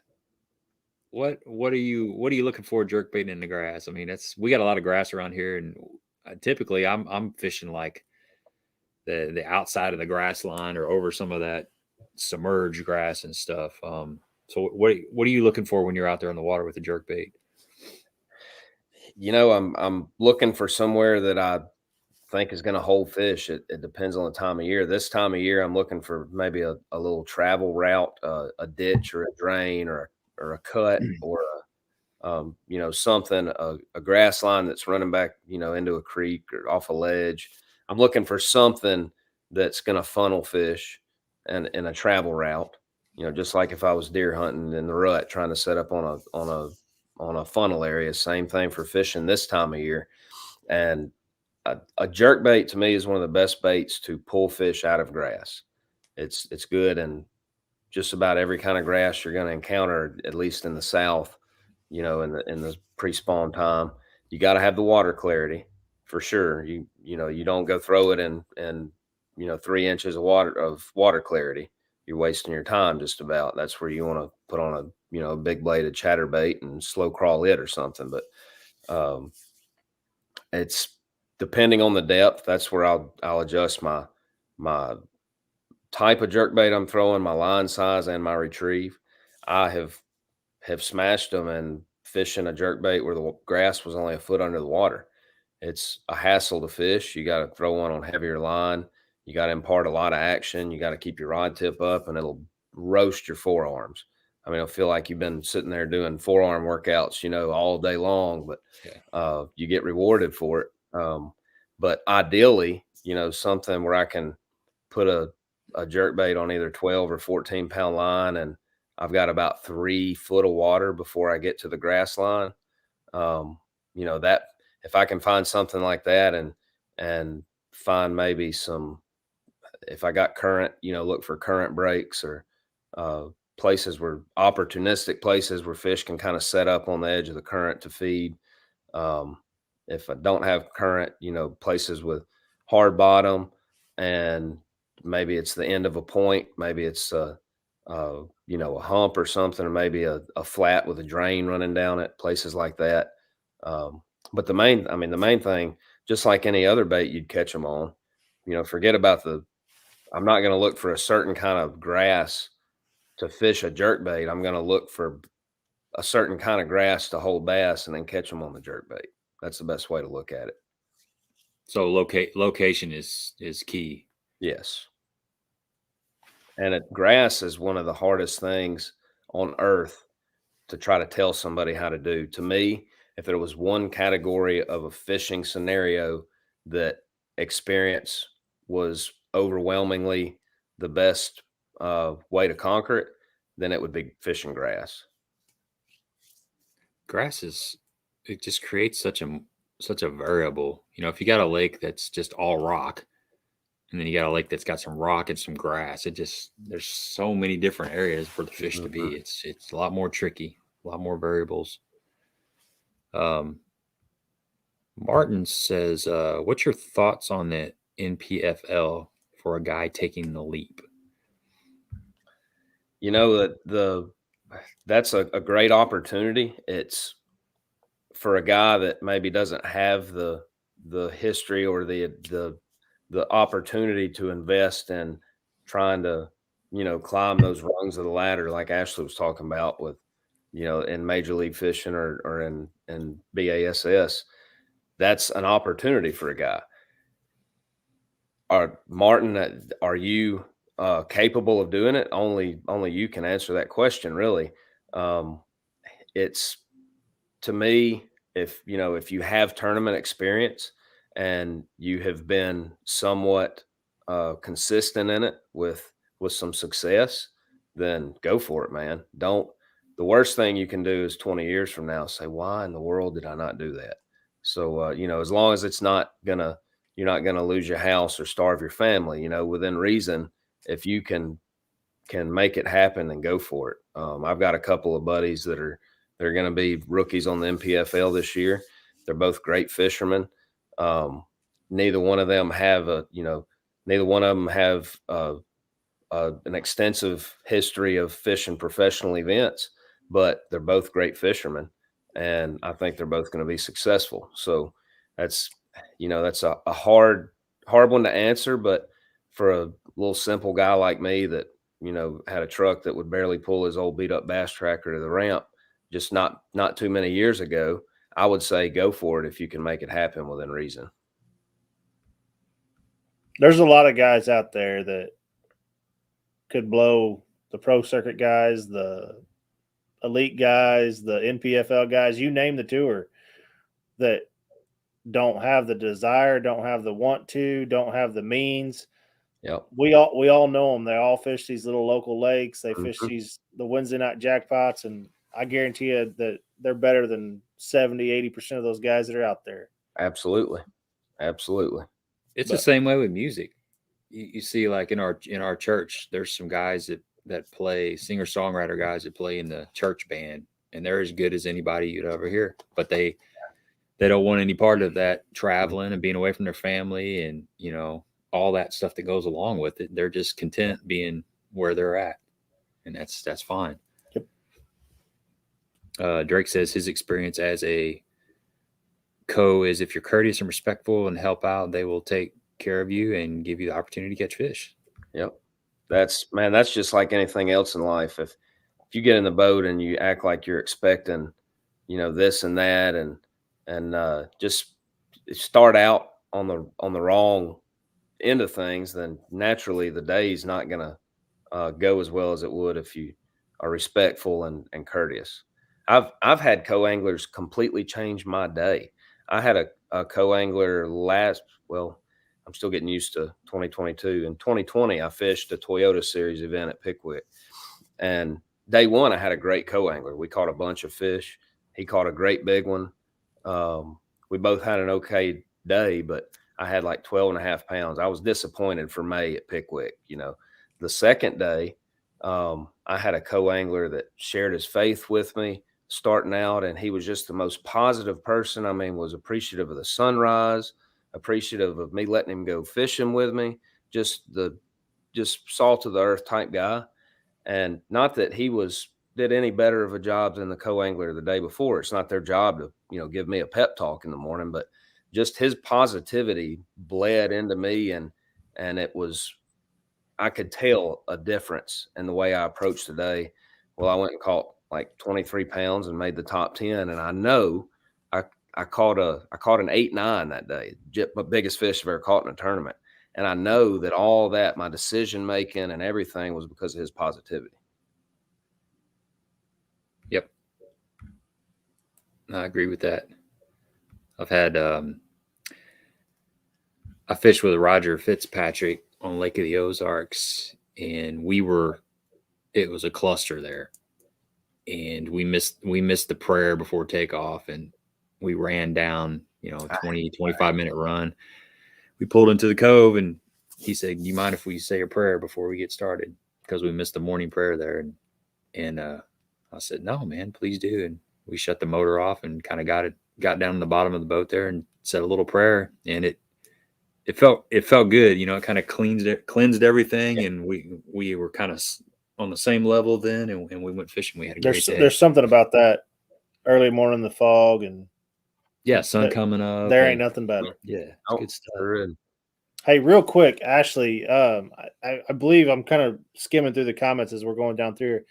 Sounds like you're going kayak. Check, if you haven't already, check out Christine Fisher on Facebook, Instagram, wherever you can find her. She's a hammer. She is an absolute female hammer of a fisherwoman, I guess.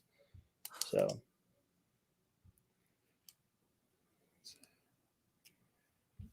Yeah, what's your thoughts on electronics and pressured lakes, the fish, how they respond to the pings and stuff, the transducers? Have you noticed any of that in your years of fishing? It is just like anything else. As technology advances, we've got to advance our tricks. With forward sonar, you can really see how much fish are influenced by feeling your boat. A lot of that is the noise that's put out by your electronics. Some of that's your prop wash. Some of it's just feel. But the fish, I can definitely tell on those offshore fish on the Tennessee River, they used to let you get over them. And now a fish 20 foot deep, you can see them on forward sonar, and you get the boat 25 feet from them, and they slide off the ledge and go suspend in 35 foot of water. They just, and here's the way I look at that. And the heavily pressured lakes is the key term in that question. What's a bass's job? Their job is to eat and reproduce and not get caught. Well, if one of their 3 goals of life is, what's been naturally instilled in them is to not get caught, and they get caught every day of their life, they're not going to make it very long.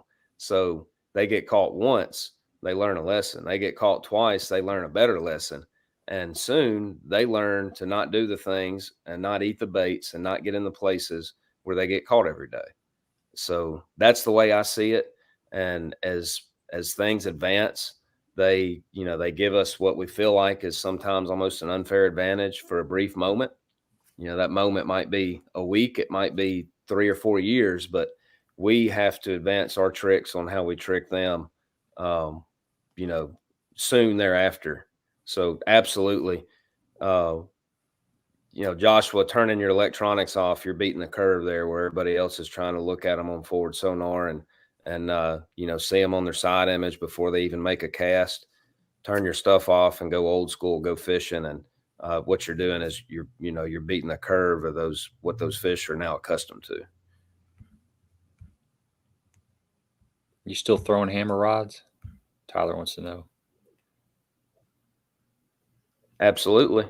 We are dialed in for 2022. That's right. Positive mental attitude. Positive mental attitude. Something to live by. Goes a long way. So, have you ever ran across a Sasquatch or anything like that in your years out there on the water? You know, I have not come across a Sasquatch in person. I've come across some crazy stuff. I had a mountain lion try to eat me when I was about 10 years old. Really? Tell the yeah, story yeah. on that one. That's crazy. In North Mississippi, there'll be some people on here that are laughing, you know, slapping their knees saying this guy's on crack. But we were at North Mississippi at Sardis. It was, I forget what, I think it was Upper Sardis, wildlife management area or whatever, public hunting land. And my dad was with me.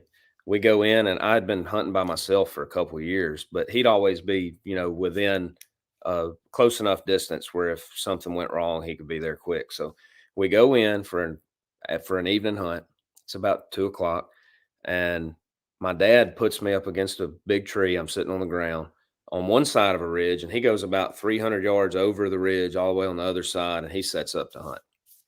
Well, it was not very long after I had been there. I'm facing down the ridge, and I look off to my right, and I see the back of a brown animal. I said, "Oh, there's a deer." Well, it was about 80 yards through some thick stuff, and I started to turn in case it was a big buck, you know, that picked his head up. I started to turn where I could be in a position to shoot. But when I did that, this brown animal that I'd seen the back of raised its head up, and it was I thought it was an African lion, you know, when I saw it, and it looked right at me. There was 1,000 squirrels in that bottom crashing all around, making all kind of racket. And So he stood up. And when I moved, it looked, I'm talking about eye contact, 80 yards. And I'm sitting here like froze, trying to get turned. And my little feeble mind is trying to process all this. And I realized I need to be shooting this thing. Well, it turns and heads up the ridge and got in a green briar thicket, and it disappeared. Well, no joke. This is God's honest truth. The night before, my dad had given me it was Outdoor Life magazine, and they had an article in it about people getting attacked by mountain lions up in the Northwest, you know, like hikers in Oregon and places like that. And they had all these horrific stories of a cougar just coming up and mauling somebody in the back of the neck, you know, and dragging them off into the canyon and eating them. So I literally had just read these stories about this the night before. That makes it worse, probably. Yes. What are the odds of this? So this mountain lion he disappears, and as soon as he turns and starts moving, I get turned all the way around. Now I'm facing this way. I've got my gun up, and I'm sitting on ready. Well, about, I don't know, 3 minutes later, there was some brown sage grass about waist high up on top of the ridge, and I see about that much of the cat's tail come up out of it, and now he's like 30 yards. Oh. Well, I started to just shoot through the grass. All I could see was the tail of the cat, and I started to just shoot through the grass, and I waited too long and just felt like I didn't have a bearing on where it was, and I didn't see any more of it. Well, there was directly behind me about 15 yards. There was one of those squatty old oak trees that probably 10 men couldn't put their hands together and get around. Well, about 2 more minutes go by, and I got tears running out of my eyes. I'm sweating. It's the most scared I've ever been in my life. And all I can picture is this thing coming up behind me and biting my neck, you know, just like what I read about. So I said, I'm going to take this standing up. When I stood up, that cat had come behind that big oak tree and was looking at me with one eye around the tree. Holy cow. It turns and makes about 2 leaps, and I try to raise up and shoot, and it happens like that. And I swear it covered 20 feet with 1 leap. Well, 2 leaps, it's over the ridge. Well, remember, I told you, nobody's going to believe a 10-year-old in this crazy story. I told you my dad had went to the other side of the ridge to hunt. He's sitting facing away from me down the ridge on the other side, the same way the cat goes, and he hears something running, and he's sitting up against a pretty good sized tree, and he leans around the left side to look at what's coming, and the cat runs like a foot by him, almost ran him over. And Whoa. he shoots at it as it goes down the ridge and misses it, of course. Well, long story short, we call the game and fish and talk to a game warden, and they tell us that we're crazy and we've lost our minds and we both didn't see it. My dad's like, maybe the 10-year-old, I wouldn't believe it, but it almost ran me over. It almost knocked my hat off my head. And since then, I've heard, and who knows if it's confirmed. I don't know if you could dig around the internet and find out, but actually that next year there was a rumor going around that an old lady had totaled her vehicle on the highway right there that runs down the side of the public hunting land and hit a mountain lion. So go figure. That's crazy story. Well, there was one trap. That's as true as I can tell it. There was one trap close to where I used to hunt at, where the crow flies 5 or 6 miles, a couple ridges over, basically. And Grant, we're not that far apart. Yeah, either. And they have a huge home range. Yeah, right. They're so elusive. I mean, heck, there was a black bear killed a quarter mile from my parents' house, and they swore up and down that there's never been a black bear in that part of Missouri at that time. Yeah. Well, they denied the cougars forever. Yeah. Until people started catching them on their game cams, and then they couldn't deny them anymore. I don't think that cat thought that I was a person and was going to come, have a person for lunch. But I think because I was sitting down, I think it thought I was a little fawn or something small enough to eat. And when I stood up and it saw my upright figure, it, scared the lights out of it. But well, I mean, they're opportunistic and they're curious. They want to know what's in their woods, what's in their backyard. Yeah. So that's crazy. If it would have been a Sasquatch, it wouldn't have scared me as much. I can tell you that. we got a winner. We got a winner. All right. Dinner. William Hillier. Congratulations. Now the challenge is to get back to our regular scheduled programming here with all these comments. Yeah. If you guys had a question up above and you missed it, get it back in here and we'll answer a few more questions for you. Here we go. I found one real quick from Tyler. It's the most you'd pay for an old school lure like a Vixen or a Booger Man buzzbait. I don't know. It would depend. I'm not big on old baits, paying a lot of money for old baits. I lose a lot of baits to be paying a lot of money for old baits. Yeah.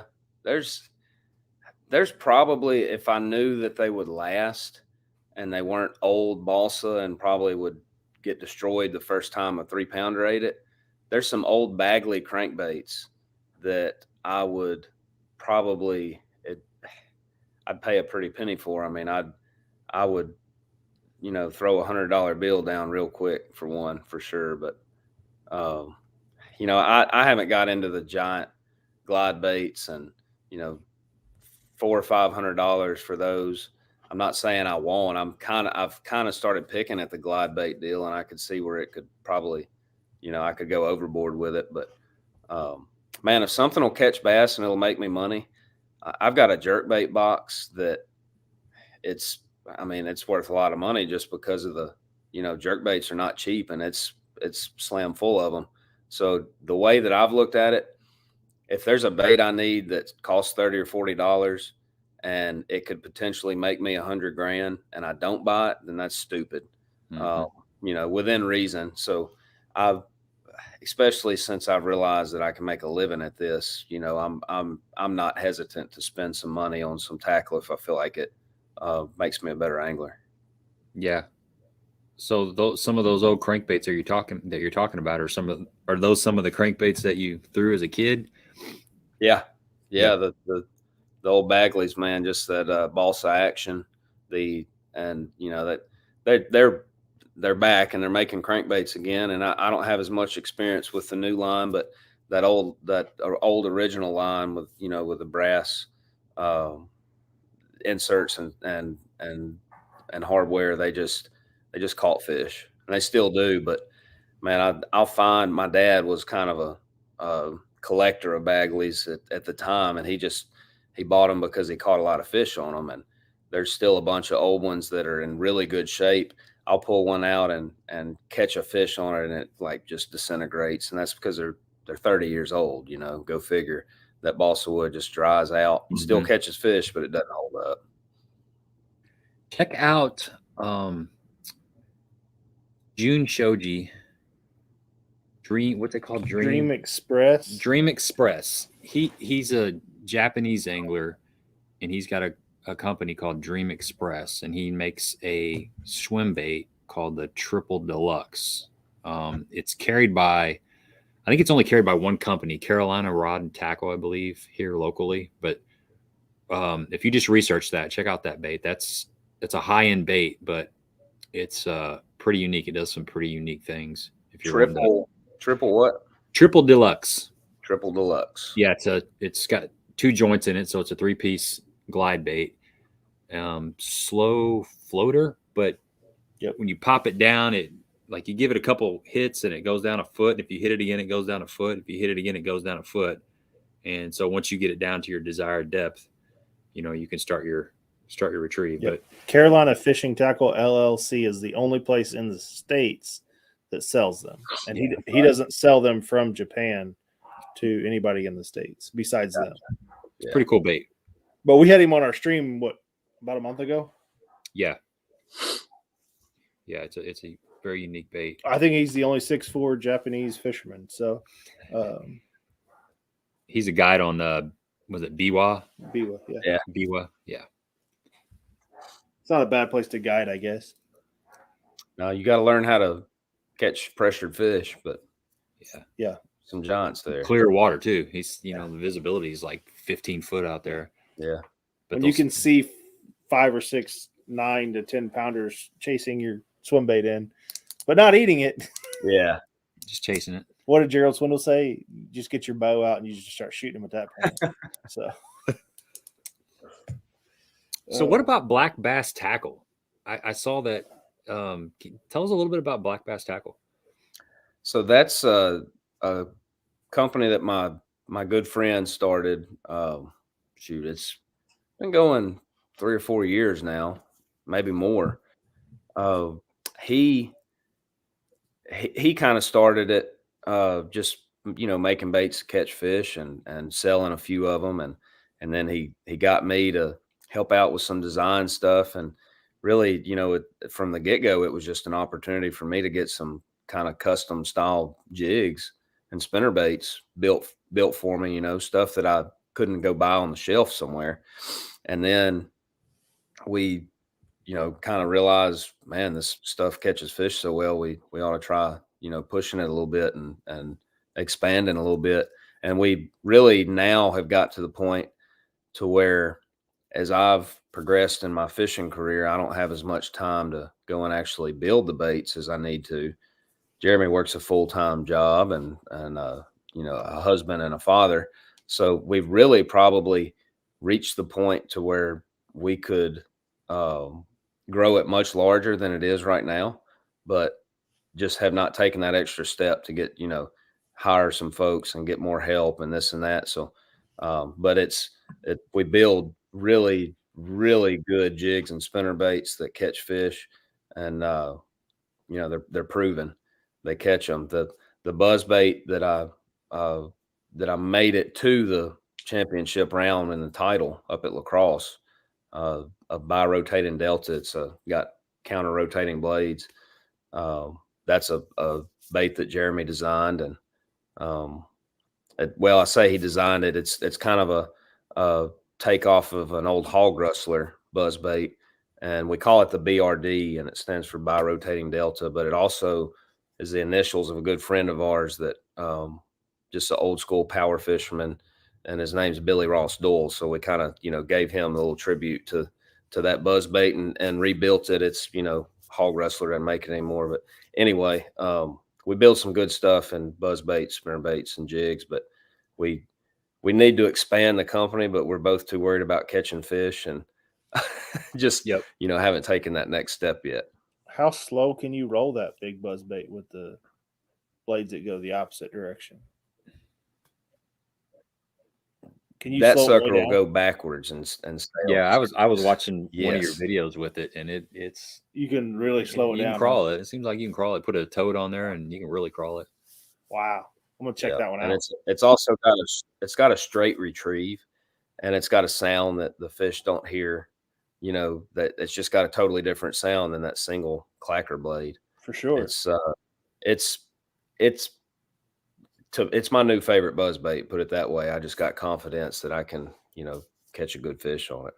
Well, I guess like you said, with the bi-rotational blades, that's hard to say, by the way. Yeah, it won't run left or right. that's right. It's gonna run true every time. Yeah, you fish around docks and logs and stuff like that, and you don't have to allow for it. Or if you want to throw down the left side of a dock, but your buzz bait runs left, then you have an issue of pulling it right down that float. But you don't have that issue with that bi-rotating delta. You fish Kentucky much? Martin wants to know. I used to. I'll probably, especially where I'm about to move, I'm technically going to be on Kentucky Lake. It's the utmost, northern portion of it, right before it, or southern portion of it, but upstream, right where it comes out of Pickwick, really that kind of stretch of the river. But I'll probably go play around up there this year when I got some free time, just because I've heard that the numbers are starting to come back, and it would be enjoyable for me to go fish it, just to think about all the big fish I used to catch flipping bushes up there, so. Especially on that end of the lake. Yeah. Yeah, Tyler says he follows you on Instagram. Seen you fishing with your son. Partners, my 6-year-old. Wish there was a big father-son trail out there. Yeah, that would be pretty cool. A lot of guys will fish with their boy when they know they could probably be fishing with a friend of theirs, and maybe bring more weight to the scale, but they do it for that father-son interaction. So I look forward to when I can do that with Jay. Do you have a title sponsor yet? It's Profound.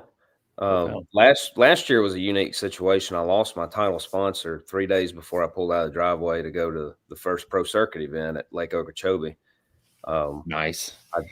I caught the fish in that Toyota event right after Okeechobee on Profound Baits, and ended up getting a partnership with them from that. I had really kind of, because it just the way that it happened, I had kind of 3 sponsors that I shared the title position with last year, trying to give them all the most love I could. Well, this year Profound is my my primary sponsor.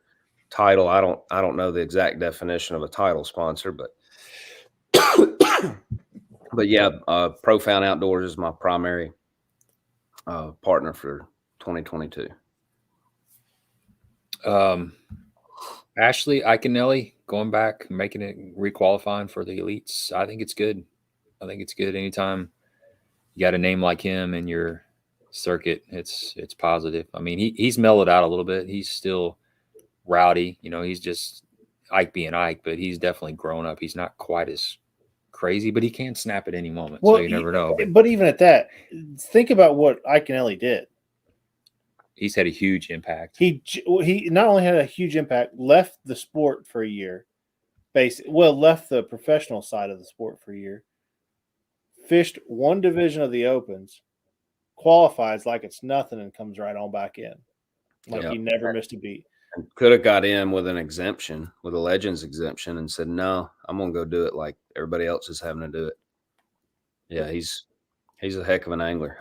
When he first, of course, I was a kid, but when he first, they started giving him some TV time, I was like, this guy, I was like a lot of people, just repulsed by the fact that a bass angler would act that way, almost like well, I won't go there, but anyway, it was repulsing to me. And now I look back on it and like, man, that was really good for the sport and what he did. Yeah. He brought new life to, something that needed it. So, yeah, I play golf, so I relay him to the Tiger Woods of the fishing industry. The sport, either one of the sports wouldn't be where they're at today without either one without either one of those professional anglers. So That's exactly right. Yep, good way to put it. You got a favorite big topwater? You know, I really like I've got a couple of old spooks that I'll tell you, if you buy 10 of them, they don't all 10 walk the same. I've got a couple that just flat catch fish. I did a lot of damage in the title up at La Crosse this past year on one of those old school spooks. The Evergreen is great. You know, I'll still every now and then, even in places where people don't expect it, pull out a big prop bait.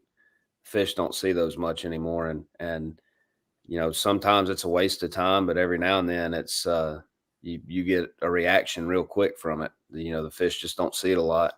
And then, you know, even some old school chugging baits. I've got some like discontinued, you know, old like a head and chugger type stuff that you know it's got its moments, and there was probably new baits that would catch them better during that time. But there have been times where I felt like that old school stuff, you know, would get me more bites. Martin wants to know, is that stretch of the river above Pickwick any good? At times, you know, there's smallmouth there. There's quite a few spots in the lake. There used to be a lot of largemouth. I used to go down there and have big, you know, big quantity days on a largemouth bite down there. That I have not seen that. And you know, just of course it's been like that from dam to dam on Kentucky Lake. But yeah, it at times it's, you know, it's never as stable of a bite as you would find, you know, down in the lower portion of the lake, because it was based on, you know, the season and those smallmouth migrating upstream, and you know, and of course the water flow. Got a few more questions here. Tyler wants to know, are you going to be at the Classic Expo this year? It's in his backyard. I think I will. I'm not for sure on that, but I think one of my partners, Rockfish Gloves, is going to try to arrange for me to be there. You know, as much of a bass fishing fan as I've been all my life, I've never been to a Classic, so that would be really cool. I got some of these, and I've had some of these for years. And it's funny, I saw that on your page, and immediately, I think I was watching a video and you were talking about getting them at Academy. And I'm like, Yeah. I wonder if it's the same gloves that I've been buying forever at Academy. And sure enough, I pulled these out of the boat. And the funny thing is, me and Jonathan were just talking about this. I've got 3 left-handed gloves. Well, I've got 5 pairs, right? Well, let's see. I bought 5 pairs of these. I have 2 full sets, but I have 3 left-handed gloves. And the odd thing is, obviously, 3 right-handed gloves have blown out of my boat at several times. What's the odds of the right one blowing out every time? Isn't that crazy? It's That is crazy. It's weird, but good gloves, man. Good gloves. They really are. They really good are. price, and they hold up well. They're super comfortable. You can fish with them in the summertime, no problem. I started fishing with these a couple of years ago, like I said, just for obvious reasons. Instead of putting sunscreen all over your hands, you can just put these sun gloves on, and very comfortable. Very comfortable. Yep. Yeah. There's Major League Fishing did a recent article on why I wear sun gloves, and sun protection is one of the reasons. You know, there's about 5 different reasons that I feel like they benefit me. Traveling all over the place, catching a lot of fish. You know, some of these lakes we go to, we hit them right, and we'll catch, you know, like Harris Chain 2 years ago, I was catching 60 or 80 fish a day. You handle 60 to 80 fish a day for 7 days, and your hands are going to be tore up. So, Yep. You know, just being able to handle fish and protect your hands, and not like right now, I went crappie fishing with a friend of mine the other day, and I got a fin in the very tip of my finger, and it reminds me of you know what your hands can be like at the end of one of those events, and you don't want to be fishing for that kind of money and can't even hold your rod because your finger's infected, so those gloves just give you that protection. And they also help me to handle a rod and reel better with that suede in the palm. I mean, I feel like a wide receiver with gloves on. I just feel like that reel sticks to my palm, and whether it's raining or snowing or sleeting or 100 degrees and I'm sweating on my hand, I never have any concern that I don't have full control over the rod. Yeah, they've got this little suede patch there, like you was talking about. Yep, and that's the fish baiter. The Fish Baiter Pro has a full suede palm. Okay.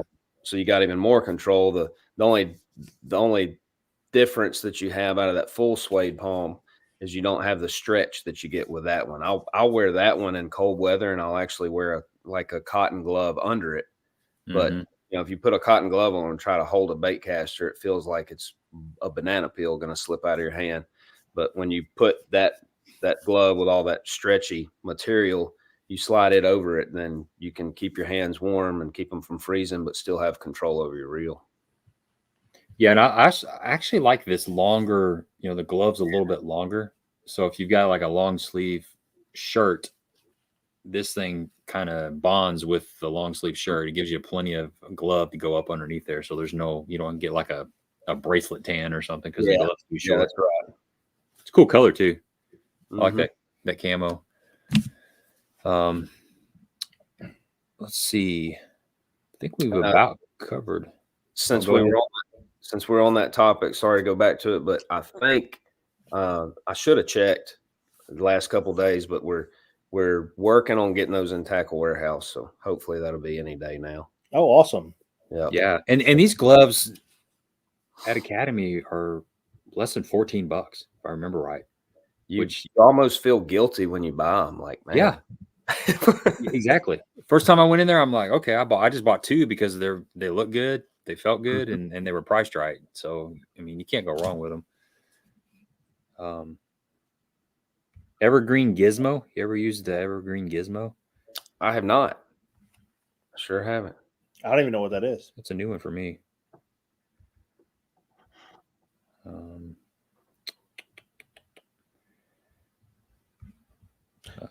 Least favorite technique that you have to go to sometimes? That's a good question. Drop shot. Thank you. I don't think I don't know if you can see that. That's the Evergreen Gizmo. Oh, wow. That looks like something I'd put on my fly rod. Yeah, exactly. It looks like a popper. It looks like a bass-sized popping bug. It does. Interesting. First time I've seen that. Is that made out of foam too? Huh. It weighs 1/10 of an ounce. Spinning rod. Yeah, it's 1.5 inches long, and they sell it on Tackle Warehouse. So, extra light action on 4-pound line for $11. Yeah. No thanks. It's cool. You could put it on a drop shot. There you go. Then I wouldn't like it. I might use it as a float catching some crappie or something. Yeah, that's about it. I wrote down. I saw that picture of that big old crappie you caught with Mark Rose. That was a beast, man. That was a good one. Monster. Yeah. Biggest crappie I've ever caught. It was funny how it happened. Mark he's a very competitive person, and he wasn't competitive. He's not competitive with a guy that's fishing with him. We're just fun fishing, having a good time. He's competitive against the crappie. I mean, it's like they did him wrong in some kind of way, and he's out to get him. But anyway, he's so busy catching fish that it was the second crappie that we caught, and I'm like blown away at how big it is. I mean, it looks like a trash can lid. I just pulled up out of the water, and I'm trying to get him to look at it, and he's so dialed into trying to catch the next fish. And finally, I like halfway yelled at him. I said, "Mark, is this normal?" And he looks back and he's like, "Yeah, that's a pretty good one. He's a little bigger than normal." And I'm just like, I guess this is just something that happens all the time. And then we got to looking at that fish when we got back and started cleaning them, and realized how big it was and got a scale, and it was really cool. We were actually able to get that fish released into a friend of his lake, and she swam away so she can go lay some eggs and carry those jeans on. So we were pumped about that. That's awesome, man. Did you say how big it was? It was 3.7, almost 3.8. Holy cow! I didn't realize it was that big. Jeez, and that's that's a normal one for him. He did say after he realized how big it was, it's a little above average. They don't little catch above it. average. Little above, just a little. He didn't give you enough love on that one. I think you should have got more props. Jeez, that's a big one. Wow.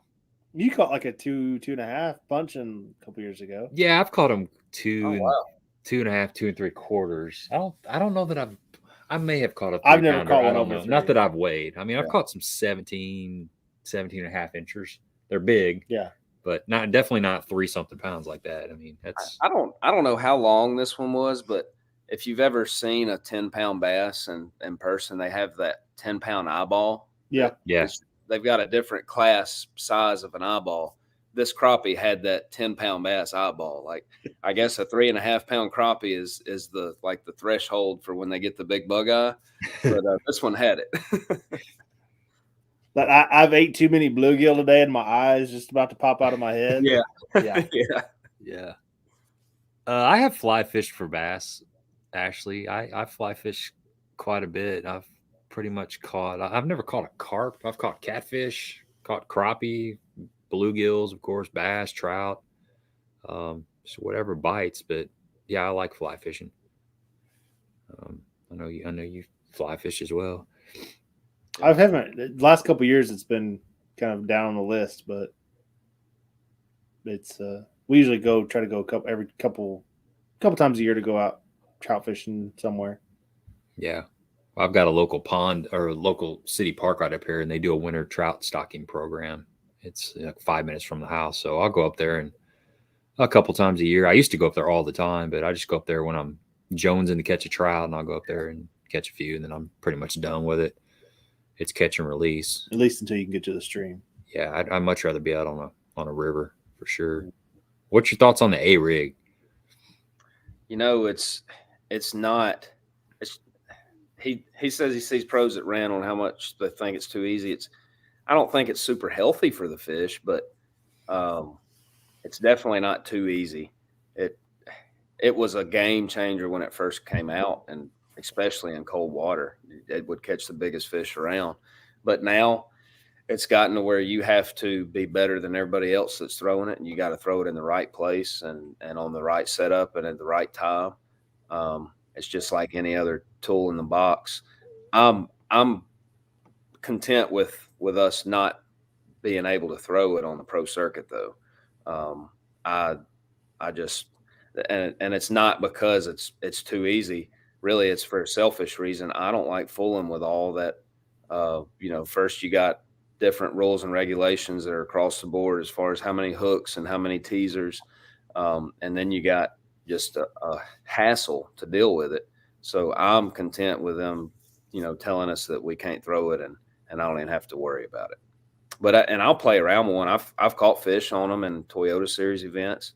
I caught fish on them when they first started at Pickwick, and it felt you catch so many big fish that it almost felt like you were cheating, really. But it didn't last like that very long. It got to where those fish figured things out, and you had to, figure out little tricks to catch them. So that's my take on it. Yeah. Yep. Just like anything else. Just after they see it a few times, they get used to it. It is nice on those fish that are too deep for a jerkbait and not quite on the bottom for a spoon or a jig or whatever. Seems like that's a sweet spot for that thing. River Billies, yeah, he says thanks for turning them onto the Cumberland Pro Rockhound jig. Really cool jig. If you guys are in smallmouth water, spotted bass water, it's a bucktail jig tied on the it's a Cumberland Pro jig. It's tied on the Procaster jig head. It's got a little bit of round rubber in it. Just a unique kind of compact jig. Had a couple really good days on that, catching smallmouth. It's like a super finesse jig. Yeah, it's just a 3/0 hook, 3/0 gammy, so good solid hook. And it's just got that. It's great cold water jig because of that bucktail. It's a little bit different, just a little bit different look, but it's a cool bait. So thanks, River Billy's. Glad you dig that thing. I guess we're gonna wrap this up, Jimmy. We've been on here for a little over 2 hours. It's really nice of you to spend the evening. It was really cool to get to hang out with you and kind of pick your brain on all things fishing. So good luck this season. You how you feel about Rayburn? You know, I was hoping to have my new Ranger and have everything rigged and ready to go, have the wraps done, and have all the time in the world to prep for it. But it's just like the last 2 years of my professional fishing career. It's a rush and a haste, and I ended up having to go and go back and get last year's boat to borrow for this event. So, you know, things are all over the place. We're buying a house. My wife's pregnant, so there's a lot of moving parts in the Washam, household right now. But I'm ready to go catch fish. It is kind of cool that I'm back in Lucky, my boat from last year. I mean, that was a lucky boat. So maybe we can get the season started off right. And then I got a little break in February where I can try to catch up on everything and get, organized. But yeah, I'm ready to go. I'm ready to go catch a bass for sure. Awesome. That's appropriate name for the boat, Lucky. Yeah. Yeah. On the moose hole. Hey, where can everybody find you at? Jimmy Washam Fishing on Facebook, Instagram, and YouTube. I appreciate y'all the support and following along, and especially on that YouTube. I'm trying to grow it. That's something that's it doesn't happen overnight, and I know I've got to invest more time into it, and that's going to happen soon. Getting more technical and tip oriented, along with all my tournament journey, throughout the year. So that's the social media outlets, and anybody ever wants to send a message, I try to catch up on them, as long as I'm not on the road trying to make some money, then through Facebook or Instagram, anybody ever reaches out, fishing questions, tackle questions about, my walk with God and the trail that I've been led down with that. Anybody ever want to reach out to me, I'll do my best to get back with you as soon as I can. So. Good deal. Yeah. Everybody out here, go check out Jimmy Washam on the socials, YouTube, all that. It's got some good videos on there. I actually binge watched about 4 or 5 of them last night. Spent about an hour and a half just going through them all, and a lot of good stuff on there. A lot of good stuff. Thank you. So, all right, everybody. Thanks for spending your evening with me or with us. It was a lot of good information, and we do this every Monday night. So if you're new to the channel and you want to jump back on next Monday, we'd love to have you. Saw a lot of new faces tonight. A lot of new faces. Yeah. Thank you all so much for having me. I sure did enjoy it. Good hanging out with y'all. Yeah, you too. Good luck again, and that's it. We're gonna sign out. See you guys.